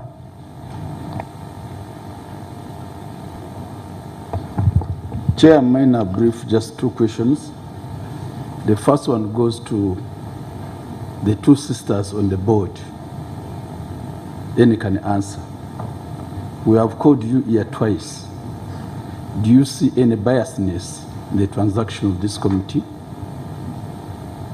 The second question goes to the chairman of the board. Under corporate governance, transparency, teamwork are some of the qualities that are required. In our file here, which we got from you, we are seeing 2 or 3 letters you are writing to the minister about one of your members not being cooperating with you. Could you expound on it for the committee to know? Okay. Respond to those questions. Thanks very much, Honorable Chair. This is the way I'm proposing we go.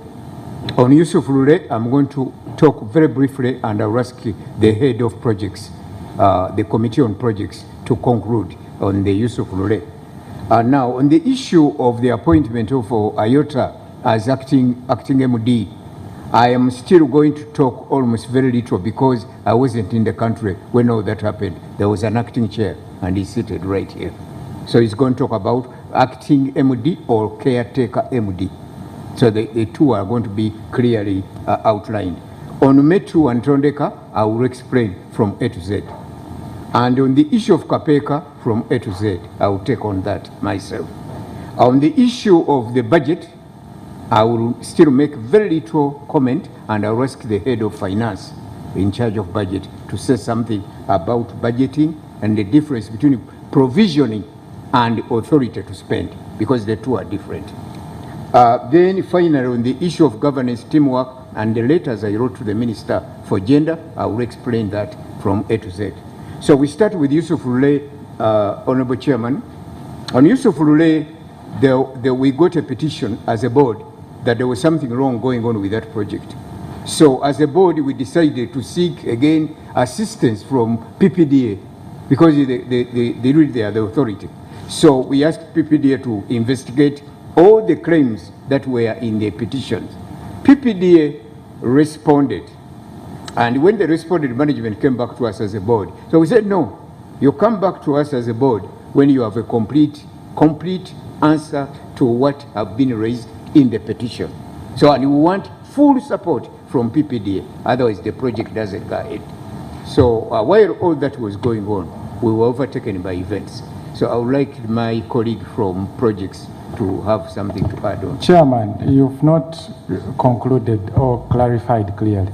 PPDA came out with a report, yes, explaining and stating that the grounds under which the petition was done, it was yes, right. Yes. There's a procedure that was supposed to be used, and you were supposed, yes, which was weighted, whereby financial score had 60% yes, feasibility, but you played around with it.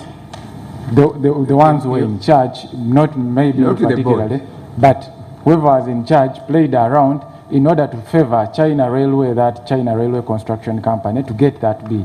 Yet, is that true or not, according to PPDA? You should be having the correct results from the PPDA assessment of that procurement. And indeed, they recommended that the procurement process, I think, be halted. And we should have, the management should have taken into account the variables that PPDA identified. So when the board met, and I think we certainly instructed management to go back and be able to look at what is it that it takes for them to terminate, first of all, the process, because it could not continue any longer. It could not continue in that phase.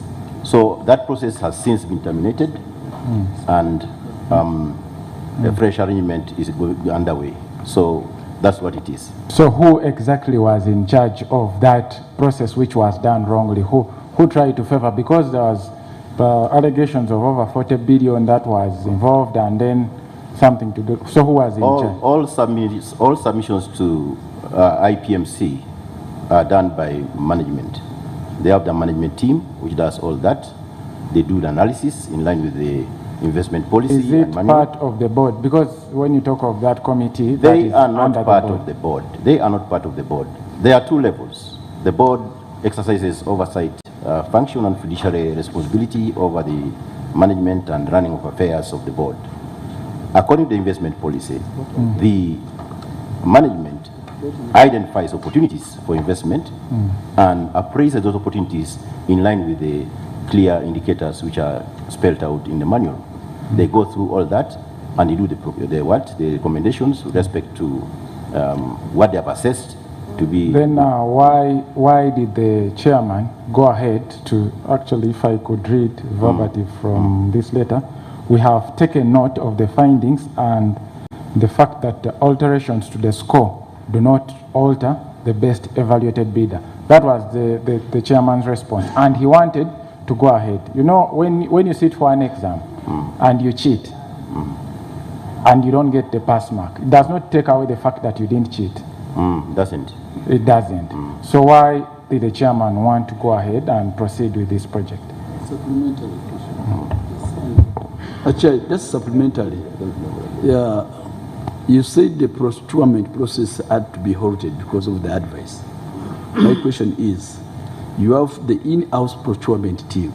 Were you using the Nssf in-house procurement team or the external procurement team being sourced? The procurement arrangements are entirely in the purview of management. Management is in a better position to respond what team they used for that appraisal. On the same matter? But he has not answered that. Perhaps the chairman could answer, because you seem to have been insisting to go ahead, and actually PPDA still wrote back. Honorable Masaba, quite frankly, I don't recall writing that letter or saying if it is there that it's underwritten under the chairman, read it. Because the much that I do remember is we're expecting a comprehensive report from management to the board on exactly what has transpired between PPDA and the management over this procurement. So, Chairman, yes, please. This letter was written by you on the 21st of June 2020, and it is signed by 2022. Okay. 21st June 2022, and it is signed by you, the chairman. Yes. And still PPDA still wrote back to you on the 24th of June, claiming they still stand their ground and they don't want you to proceed with that project. Yes. But did we refuse it? If PPDA insisted that we do this again, I'm not very sure. We responded and said no. No, once PPDA states what you have stated, there is no way we can go ahead.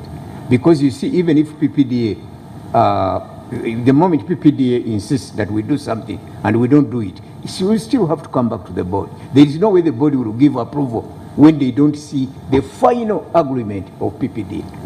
Yes, very good.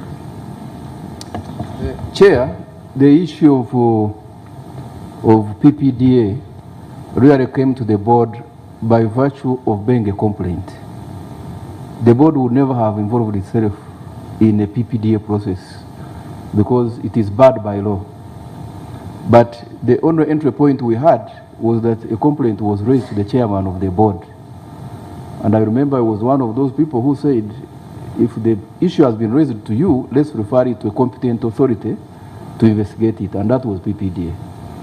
PPDA investigated it, issued a report, and it had some substantive recommendations they were making. Now, when they made those recommendations, there was a bit of some discussion, and I think that letter you are reading was probably given to the chairman to sign by management. Now, when it went to PPDA, PPDA insisted on their recommendations, and we, as a board, prevailed over management to comply with the PPDA guidance. Because I know legally it has implications if you don't comply. And indeed, management complied. They put in place a different evaluation committee who carried out the re-evaluation. Before the re-evaluation could be completed, there was another directive to change course and go for a different person, and which process management is still undertaking. Members, remember you have a stakeholder you are going to interact with after. So kindly be mindful of time. Keep your questions brief. There were questions that we have not yet answered, Mr. Chairman. Please. There is the matter regarding the appointment of acting MD. You were calling him acting MD, but I think he's a caretaker MD. And the two mean different things. So I wasn't in the country, but the acting chair is right here. Yeah, thank you, Chair. In the absence of the process of concluding the appointment of the substantive MD in line with the board recommendations, the board meeting which sat when we received the letter from the minister recommended that we, for purposes of being accountable officer at the head of the institution, since there is a substantive deputy, we can give him to hold in the interim until the consultation the minister was undertaking would be concluded. So it was just a temporary assignment.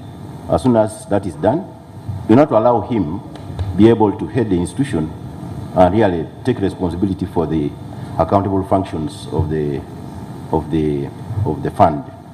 In any case, anyway, the deputy, under normal circumstances, is a de facto person to hold office in the event that the substantive is not available or he has traveled. Is usually the one who holds the portfolio. Just holding the portfolio in order to keep the business of the fund running. Because you can imagine, in the absence of the executive, whose recommendation was still undergoing consultations with the minister, what would happen, what would we be doing with the fund? So our fiduciary responsibility was just to assign. It had no bigger legal implication apart from holding. In any case, anyway, he's a co-signatory to the accounts of the fund and also the operation of the fund, even in the presence of the substantive MD.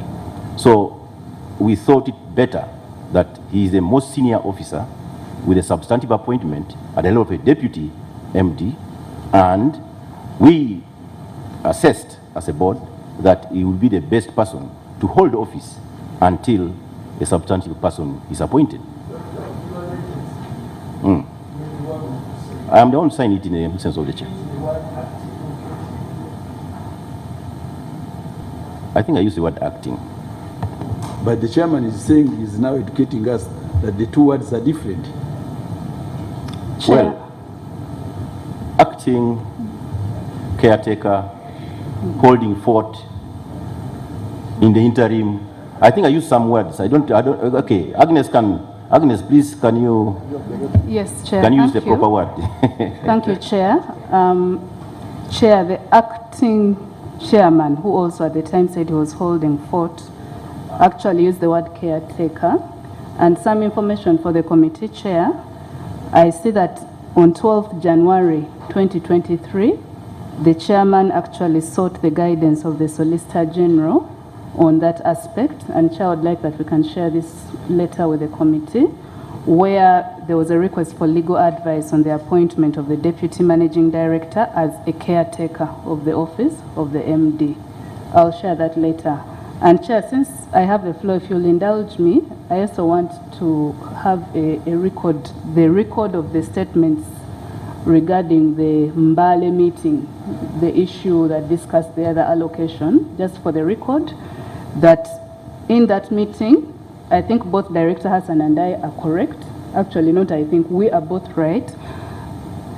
When we shared these minutes, Chair, with the committee, for the record on page 12 of 13 of those minutes, when the issue of the revision of the board remuneration came up, myself and the board administrator were asked to step out of the meeting. So it was an in-camera session. We were not privy to what transpired in there. So I just want that on record. And we've shared these minutes. And when we returned, we were given the resolution of that board meeting, of that session. So what transpired during that session, I was not privy to. For the record, Chair. Thank you. So when you were asked to excuse yourself from the meeting for that period, and you are the secretary to the board, so who took the minutes for that period? Chair, when we returned, we got a brief of the resolution which had been made, which is what is in the minute. Like I said earlier, for me, I go with the official record, which is the minute. So there's a resolution there which required a benchmarking exercise on board retainer fees with international companies with the same risk profile as the fund to guide the board in making recommendations to the Minister of Gender, Labour and Social Development to revise the board remuneration accordingly. The benchmarking was to be concluded within 2 weeks of the meeting. Chair, we've already shared with the committee a report of the firm that was engaged, Japhet Kato Consulting, which is what led to the proposals that were made following a proper benchmarking. How much did you spend? So you hired a consultant to benchmark on how you can increase your benefits. Couldn't this have been done by... No. She was still making it. She's your lawyer. Chair, benchmarking, it's not an unusual engagement. Like we shared yesterday, the head of HR, if you recall, talked about the survey that is done in which the fund participates. It's not unusual. So yes, it could be done in-house. The challenge usually comes with the ease with which you can access information from comparators. And this was to involve international companies, etc. So how much did you pay this company to benchmark on how to increase the allowances? Chair, I think it's not how to increase per se, but a comparison to determine whether a review was justifiable. Chair, we shared the detailed report. The amount, Chair, I don't know offhand. If you allowed me, I would avail the particulars after this session. Thank you. Proceed. If she doesn't know the amount, are you going to force it? Offhand, Chair, I can get the amount if you give me. Maybe the chairman knows it. Oh, I actually don't know, because it was the board just gave this assignment to management that do what is normally done in every organization. When you are going to take a decision of that type, you better look at what others are doing. And by the way, it's not only just saying the figure is so much and so much. Okay. There are lessons also for us. Okay, Chairman. Yes. Where did you get the money to do this benchmark? Who approved this money? This is in the management, I think. But does management have the authority to make a budget? The management doesn't, but this is part of their operational budget. When they do these surveys in HR, they do a number of other studies in terms of operation. Shouldn't it have been budgeted for? Because in NSSF, you can't have money lying there. No, it must have been somewhere in their budget, block figure in the budget, which we approved a long time ago. So when an assignment like this comes in, it's an operational issue. The body doesn't come in to check how did you select the consultant and so on. No, we just get a report from management. What was the name of the consultant again?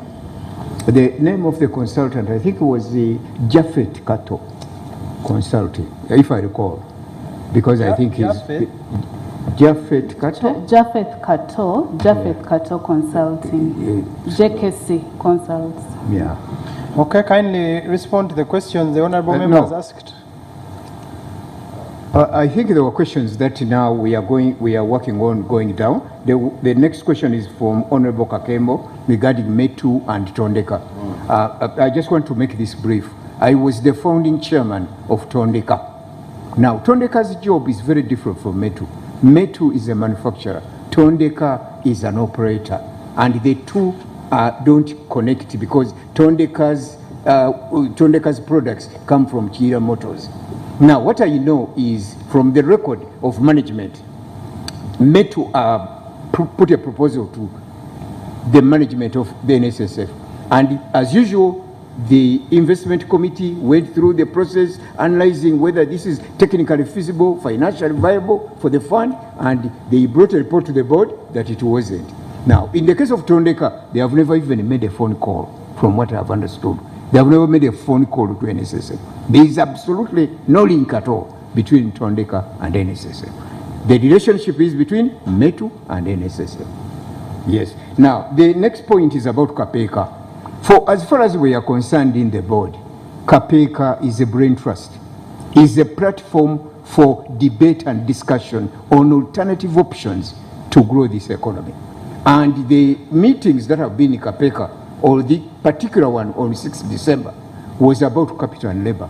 How does the fund help this country to rethink and reset the priorities around social and economic recovery of this country? So Kapeka is not political, the way many people are making it. For us in the fund, open-minded as we are and curious on options, Kapeka is a think tank, is a brain trust. The other question is about the budget. The budget is, I'm going to ask my colleague on finance to talk about do board members lobby budget items, do board members influence some of the aspects of the budget. My colleague will answer, but what I know is what we put in the budget does not automatically mean that you are authorized to spend it. Oh, yeah. When you put a provision in the budget, which we may approve, it does not necessarily mean that you are really going ahead to spend the money that is in there.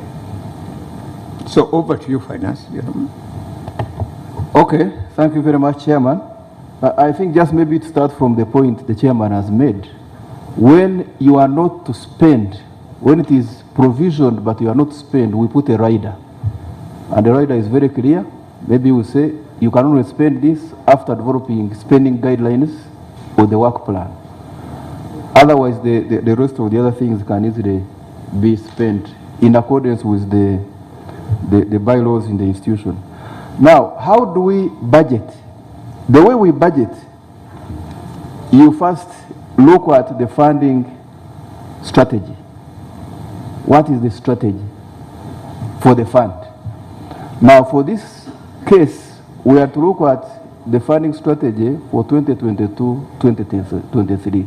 Because when we came as a board, we found a 5-year strategy, and every year the board first approves a funding strategy. This strategy is based on the balanced scorecard. We look at the people perspective, people and systems perspective. We look at the financial perspective. We look at the customer perspective and internal processes. And on each of those, management outlines the items there, and also give us the lump sum of what each cluster of items is going to cost. We have a very detailed discussion of that. After we have approved this strategy, management then goes to feel now to go into the nitty-gritties. Now, when they come with the final budget to approve, the finance committee, where it comes first, is more interested in the main budget header items, which we looked at. And that's why we said, as management, or rather as the board, we did not go into whether this is a minister, whether it is what, because that is a discretion of management. And it is a good corporate practice, corporate governance practice. Because when you take interest in the nitty-gritties, how management is going to buy sugar, how it is going to buy a toothbrush, how it is going to buy this, if they don't achieve their strategy, they will blame you that you interfered with the means. Because for us, we are on the what? On the how it is management which does that one. And so... But Chair, I'm happy that the doctor is explaining well the way he's technically, and you are seated closer to Mr. Chairap from Finance. Mr. Chairap knows that once the budget is passed, either for the ministry, now I want to use my past experience, there is no item you can say because the budget was passed, you touch without going back to Finance to accept that now Alter will use this money. Because I listened to the chairman, he said, for us, once we have passed the budget, this corporate social responsibility, they know how to handle. And I think that's where the disease is. You overpass a certain budget with operation figure which is big, because the technical people know how to fight. And since you are not supposed to interfere with them, then don't blame them when you lastly we discovered that a lot of money were used by MDs and what have you, because you are the one who passed it for them. To me, there must be, you must borrow a reef from Finance. They know what they are doing. In fact, to the extent when I was a minister, if you have not used it, you return it, isn't it? At the end of the financial, simply because we are not allowed to touch and use it for another item. Why don't we borrow that leaf? In future, it's going to bring the good management of the funds. Chair, we are speaking the same language here. Management is also not allowed to shift items at a certain level from one to another. But definitely the board is not interested in how many bottles of mineral water you are going to buy, how many of this, how many of this. We don't do that. But once an item comes out as a significant risk to the achievement of the strategy, like now this corporate social responsibility issue is coming, we have a risk, an audit and risk committee that continuously assesses the risk profiles of the fund. And like now it seems to be a problem, we seem to be picking it, that the use of corporate social responsibility budget is posing a potential risk to the implementation of the strategy, and we can assure the committee that this is now going to be our area of emphasis. But at the level of risk management, which is the responsibility of the board. When they respond, we are running out of time. Chairman, Honorable Chair, there was the last question which was around governance, and I think Honorable Bakablindi mentioned something about teamwork, cooperating and transparency and so on. Mr. Chairman, I would like to state, and I've stated this before, and I will state again. In my experience as a chair, this is probably one of the most wonderful boards I've sat on and worked with individuals who are all present here. I feel very proud, and I have no reason at all to doubt any of the members here in terms of cohesion and focus. However, there is only one member, and that is one member to whom I raised the issue with the minister. I told the minister that it is just 1 year, and I've had to write to you 3 times about the conduct and the behavior, the low level of decorum and etiquette that is required of a board member. Who is that? He was here with Sam Ruyumugi. That's the one I talked about. And I've been consistent on that. And I told the minister very clearly that in governance we call it a member like that one rogue director.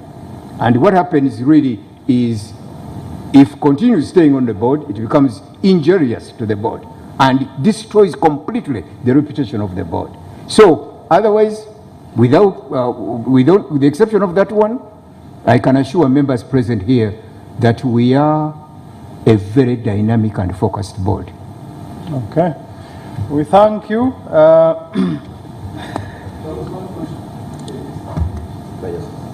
Which?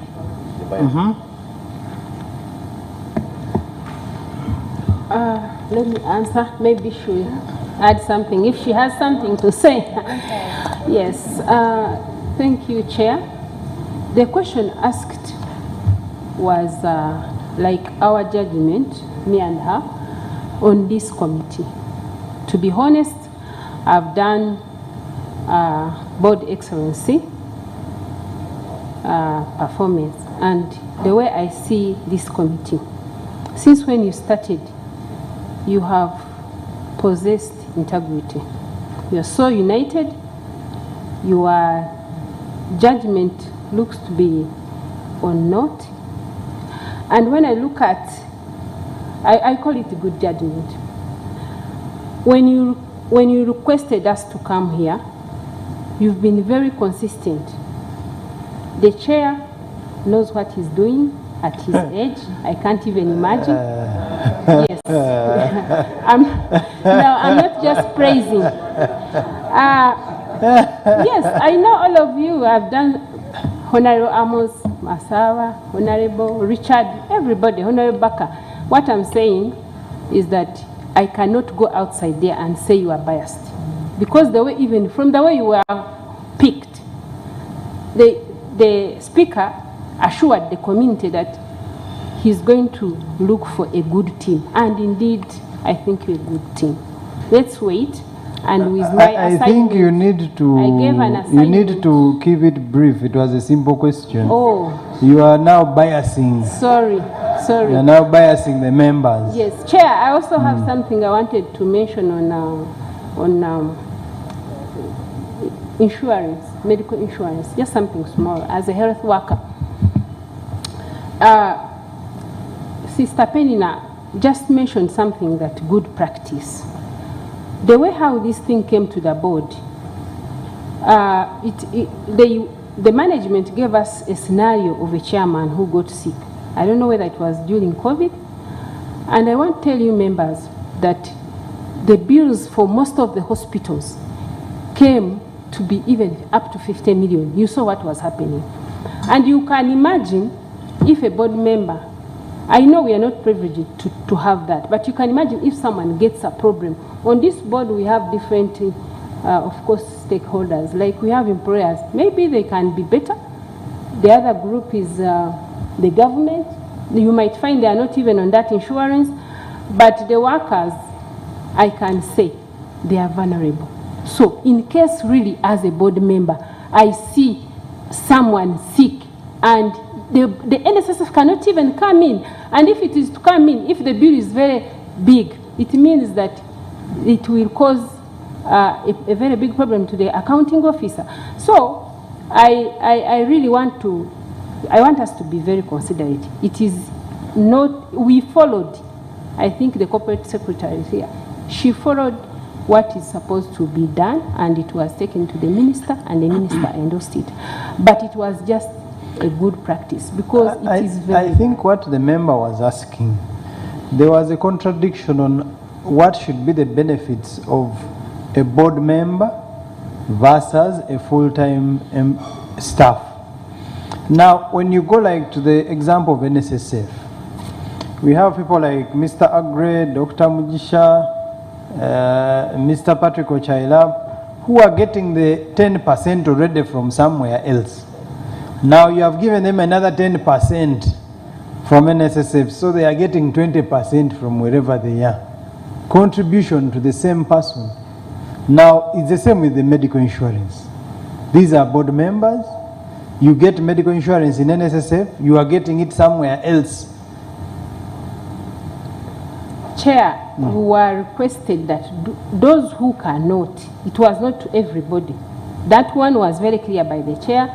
He said those who cannot who do not have insurance. It was something to do with those who do not have insurance. And by the way, the board, I want to put it to you, the board is not well remunerated. The board is not. I have been seeing people who have come from the same board, and I know if they are told they were very corrupt and they have eaten money, they would not be like the way they are. Actually, I don't, one time we were doing corporate governance in a summit, and I asked the professor that I was asking about how you can develop the board and how you can remunerate a board. He really told us that management, the way you see them, they cannot work away without governance. When you see management performing, you know that the governance also is actually working hard. When I see what they give us, don't I see it very misunderstand small. us. Kindly switch off your microphone. Don't misunderstand us, because I believe everyone, even us members of parliament, the issue is it done within the law? But you also have a right to fight for something you think should be befitting. But the question is it being done within the law? So don't get us wrong, but we have run out of time. You'll have to forgive us. Maybe just clarify on the issue of the formula, because our colleague you left behind was very cooperative. The issue of the computation of the former deputy MD. How did it arrive at 1 billion? Because we are not meeting you again and we are going to make a report. Court ruled in her favor for unfair dismissal to give her 200 million. You appealed not to pay the 200 million. Then you withdrew the case set out of court to give her 1 billion. So explain to us how you came to 1 billion. The second one, the members who left. There's a formula you used to calculate the board members, the two. Explain to us how you arrived at that formula, and you go. It's just that. Thank you very much, Honorable Chair. I think those two questions, Agnes, you can handle them very competently, especially the issue of, because you are in charge of the consideration for the former Deputy MD and so on. So you'll be able to be very quick on that and where we are right now. On the issue of the board members who voluntarily stepped down, again, I think it's standard practice, which you'll be sharing with the members. Over to you, Agnes. Thank you, Chair. Chair and members. The former Deputy Managing Director, Geraldine Sally, sued the fund, the MD at the time, the chairman at the time, the corporation secretary, for unlawful dismissal. That was around 2017. This matter has been on the litigation portfolio since then. We present quarterly reports to the board through the Audit and Risk Committee, where the board then reviews the portfolio and guides on strategy. When it comes to matters to do with especially former staff, the general principle is to try and settle them where possible. So there is always continuous engagement, even for all other litigation, because being in court, the longer you stay, probably means the higher the financial impact could be in the long run, depending on how the matter is resolved. It was in that spirit that an engagement was had with Geraldine. There had been a proposal earlier, so there was a case where a determination was made in her favor for 200 million, then 50 million as for contempt of court against the fund. The fund appealed. So every quarter when we present these cases, we are challenged. Is there any merit in your case in court? Are you confident that you will succeed as the years go by? So an assessment was done by internal counsel and with external counsel as well. And the position was it's a 50-50. It's a 50-50. So based on that, why 50-50? Because the fund lost initially. So what's the guarantee that you will succeed in Court of Appeal? That said, do we still want to pursue this matter? Can we reach out and interest her in some kind of settlement premised on the ruling which was in her favor In the first place, that was the spirit. So a computation done on 200 million plus the 50 contempt of court plus interest accruing to date came up to a figure of about, I think it was like 360 something, yeah? So we reached out to Geraldine with a proposal. Would you be willing to consider this, yeah? The discussions yielded, when we engaged also with external counsel, the discussion was, perhaps she was not in agreement. Could the board consider an ex gratia top-up? Ex gratia, discretional, taking into account the potential loss that could happen eventually if the matter is concluded in her favor, how long will it take, the legal costs, all that. So an offer of around 750 or so was made. I'll get the exact figures to her at that point. So she responded following engagements with her, with the acting managing director. Now what you are going to do, put all these in writing because we are with you tomorrow. Yes, Chair. The two issues, you put it in writing and you sign these documents and you give us all the supporting documents that informed your decisions on both matters. Most obliged, yeah. Okay, but for the record, there is no board resolution for 1 billion for the record. Yeah, but we'll bring the documentation. Because for you, yes. Your decision is binding on the Nssf. Yes. You are the corporation secretary. Yes. For you to agree to set out and pay 1 billion, your decision is binding on the entire Nssf. If it is indeed accepted, but it wasn't. It's not yet been adopted. There is no board resolution.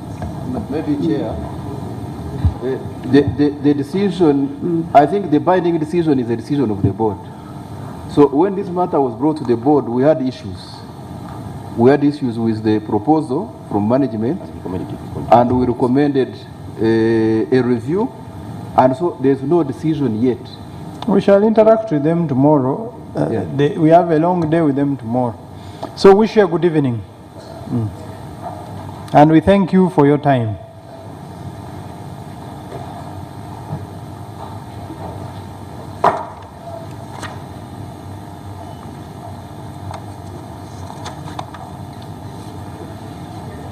Institute of Corporate Governance. Can we have the AC off? I don't know. It is really too much.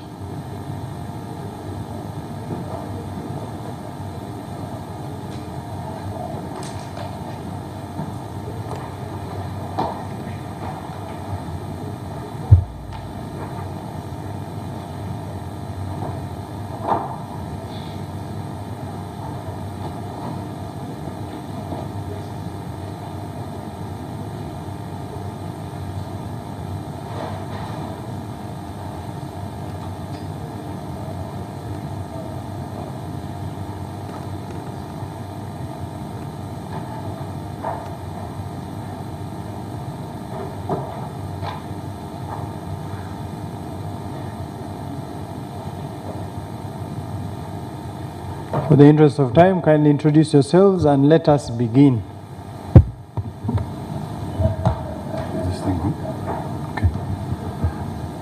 Good evening, Chairman and members of the committee.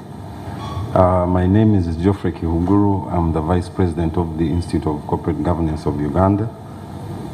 I've been accompanied by Mr. Timothy Amanya, who is Secretary to the Council, and Mr. Dison Okumu, who is the CEO. I bring apologies from our President, Mr. Michael Mugabe, who is unavailable and who would have been here. Okay.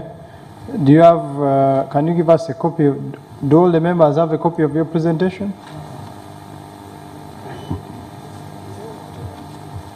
Do you have copies for members?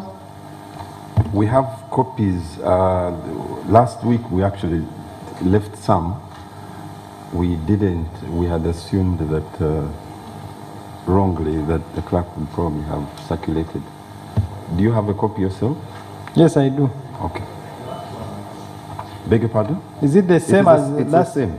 Honorable members, you check, they left us with this presentation. So we can allow them to proceed. Kindly proceed, but we apologize. We have invited you twice, and unfortunately we have kept you waiting. But we value your input, and it is why we are also still here at 6:45.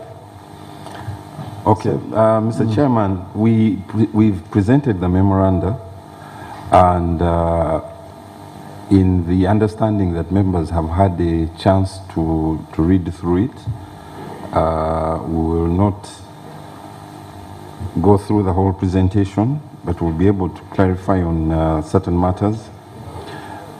The Institute is at pains to be probe specific with reference to Nssf, because we've not had an opportunity to conduct a corporate governance audit, which we have done on a number of institutions. However, on matters specific and which are public in respect to the statute, board composition, board character, those matters, those ones can be discussed. But as a preamble, we would like to inform the committee that the Institute of Corporate Governance was established in 1998 as a non-profit membership-based company limited by guarantee, which now has over 800 individual and 115 corporate members.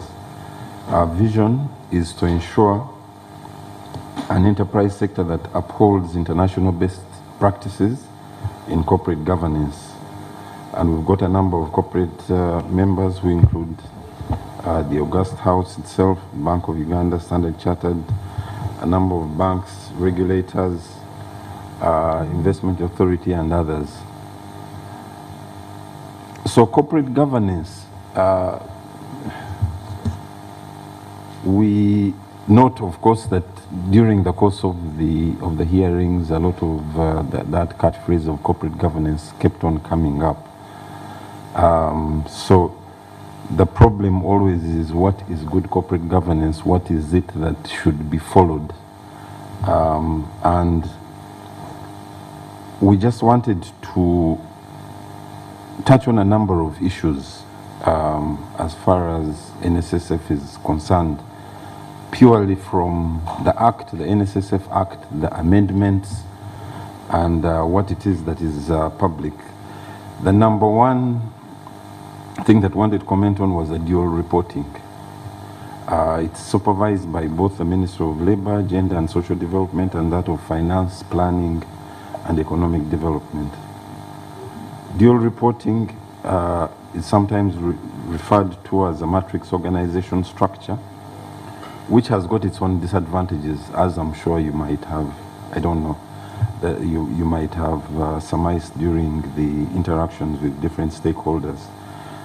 The disadvantages are conflicting instructions, which are most likely to occur, hence confusing implementation strategies for the organization, and also decision-making being delayed because several harmonization meetings are usually required to arrive at a decision.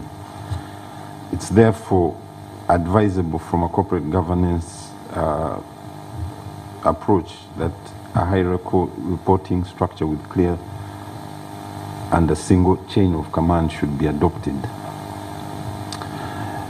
Now, as far as composition of boards is concerned, there are two main types of boards. We've got an advisory board, which analyzes issues but gives recommendations to another authority to take the final decision. And then you've got a governing board, which is the supreme decision-making body of the organization with the final say on policies and decisions. Before the amendment to the Act, the Nssf board was actually a properly constituted governing board, which then changed now to an advisory board. In our opinion, we think that it should revert to a fully fledged governing body appointed by the minister in consultation with relevant stakeholders.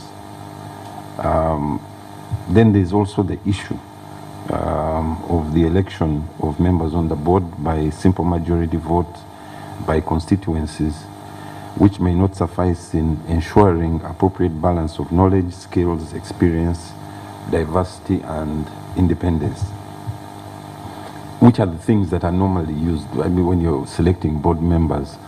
But in this case, constituencies will give you what it is that they have decided, and that is what it is that will be taken.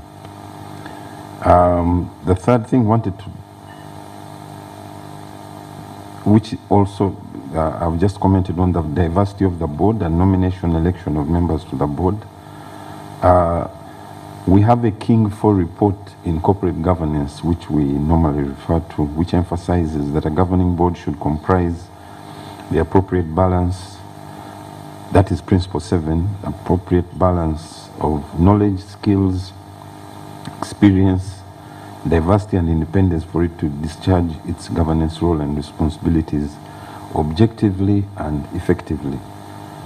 The composition of the board, as listed in section 3.1 of the Amendment Act, appears to tie the hands of the appointing authority, as several of them, 2/3 of the board, are elected by their constituencies without regard to the best corporate governance basics stated above.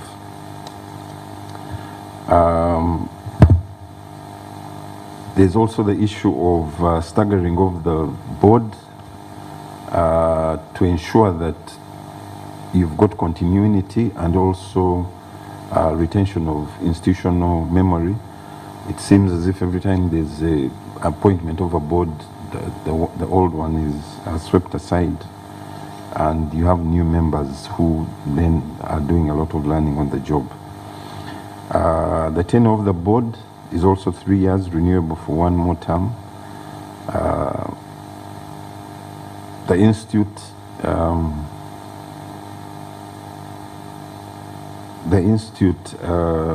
thinks that this is too short to achieve its strategic goals, which is normally set for 5 years.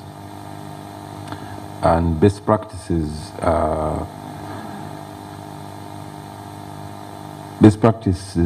command that the board members should serve a period of 9 to 10 years maximum, and so that is probably something that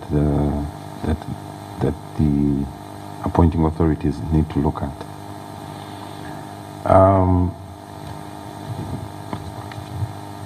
We also wanted to comment on the remuneration of non-executive directors.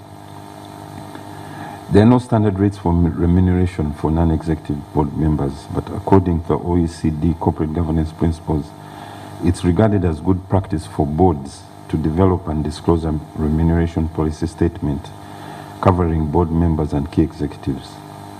Such policy statements specify the relationship between remuneration and performance and include measurable standards that emphasize the longer run interests of the company over short-term considerations.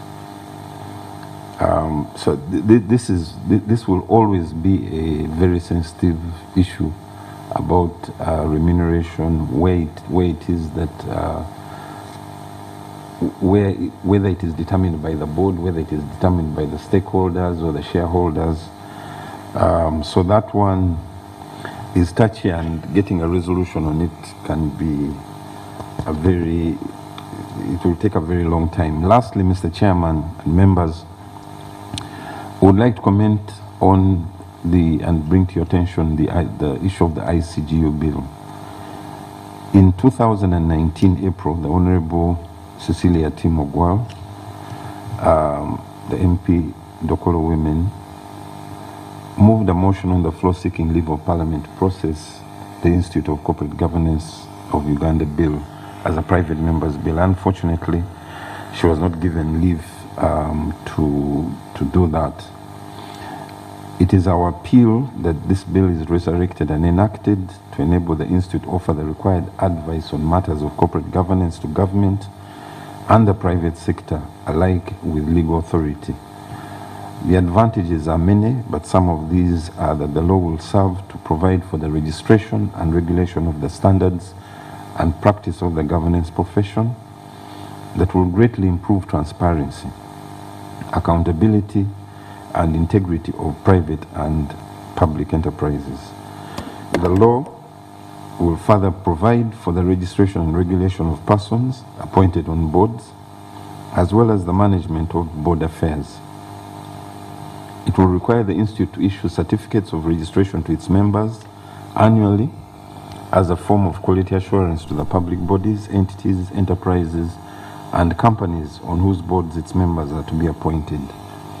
And the country currently needs an independent body that oversees appointment of board members for public bodies, entities, enterprises, and companies. And all companies would then need to be inculcated in the corporate governance ideals which would enable the country to leverage its resources for investor funding on an international level. A copy of that bill was also handed over last week, and we hope that it will gain traction and be able to move. Finally, this is not part of our presentation, Mr. Chairman, but the issue I think which has been also discussed a lot as far as Nssf is concerned is the question of COF2 and NOTU. There's a lot of talk of workers' representations on the board. I wouldn't like to be controversial, but who do they really represent? There's a gross misunderstanding, I think, generally about the representation of not specifically workers, but of the savers. It would be interesting to learn what proportion of the savers of Nssf are actually represented by these two, by COF2 and NOTU. Because the majority of the people that you spoke to have only hear about them when there is a little bit of controversy as far as Nssf is concerned. And, well, I think it would be interesting to look into that, Mr. Chairman, that representation. Thank you very much. Thank you very much for that. It was a long presentation, but you summarized it.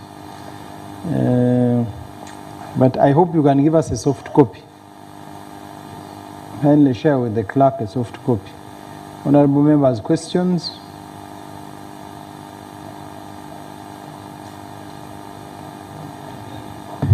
Chair, maybe if he could perhaps clarify on that final point, because it's quite interesting. How do you propose, in your view and field of expertise, how do you propose it is done by the workers' representatives, how they are got? I think this is a historical problem. Back when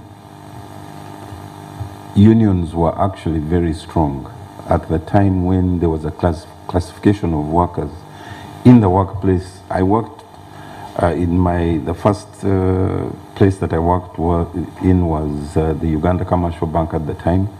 We had unionized staff, and then you had non-unionized staff. The unionized staff were represented very ably by the unions at the time. They used to negotiate for their salaries, their bonuses on an annual basis. With time, what it is that happened, because maybe of the issues, employers probably became stronger and started sidelining the union. You will not find in any place of any employment place now a categorization of unionized staff. It is just staff. But then Honorable Bakabulindi has more history, I'm sure, on this, so I'm talking purely from a layman's. But one thing is that everybody contributes to Nssf. Definitely, I am almost sure about this. If there's going to be representation of savers on the board, then there has got to be a way in which the majority of the savers are aware. Because I don't even know whether the unions, the membership, but I stand to be informed. I don't know whether they have, how many members is it that they have? I'm throwing that back. That is very important. We should need to look at it. Honorable Gaffa, then Honorable Baka, since he has been touched. Chair, my clarification was actually also related to the same.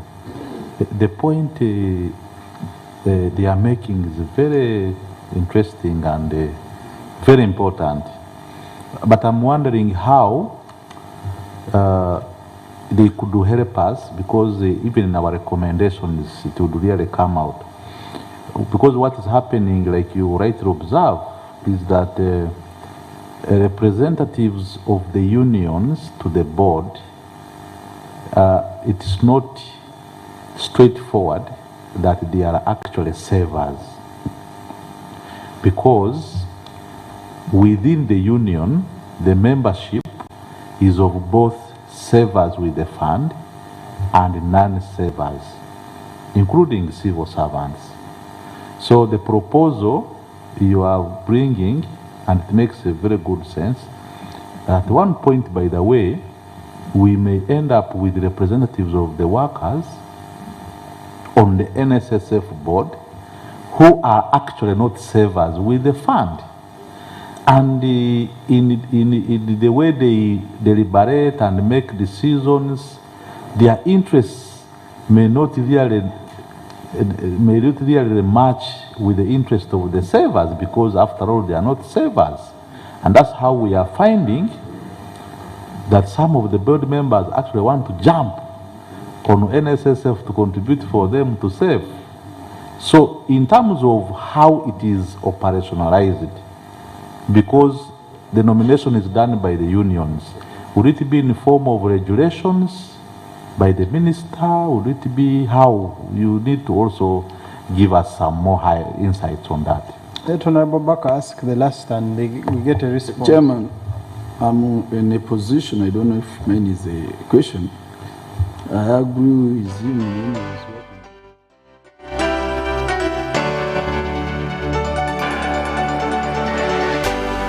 UBC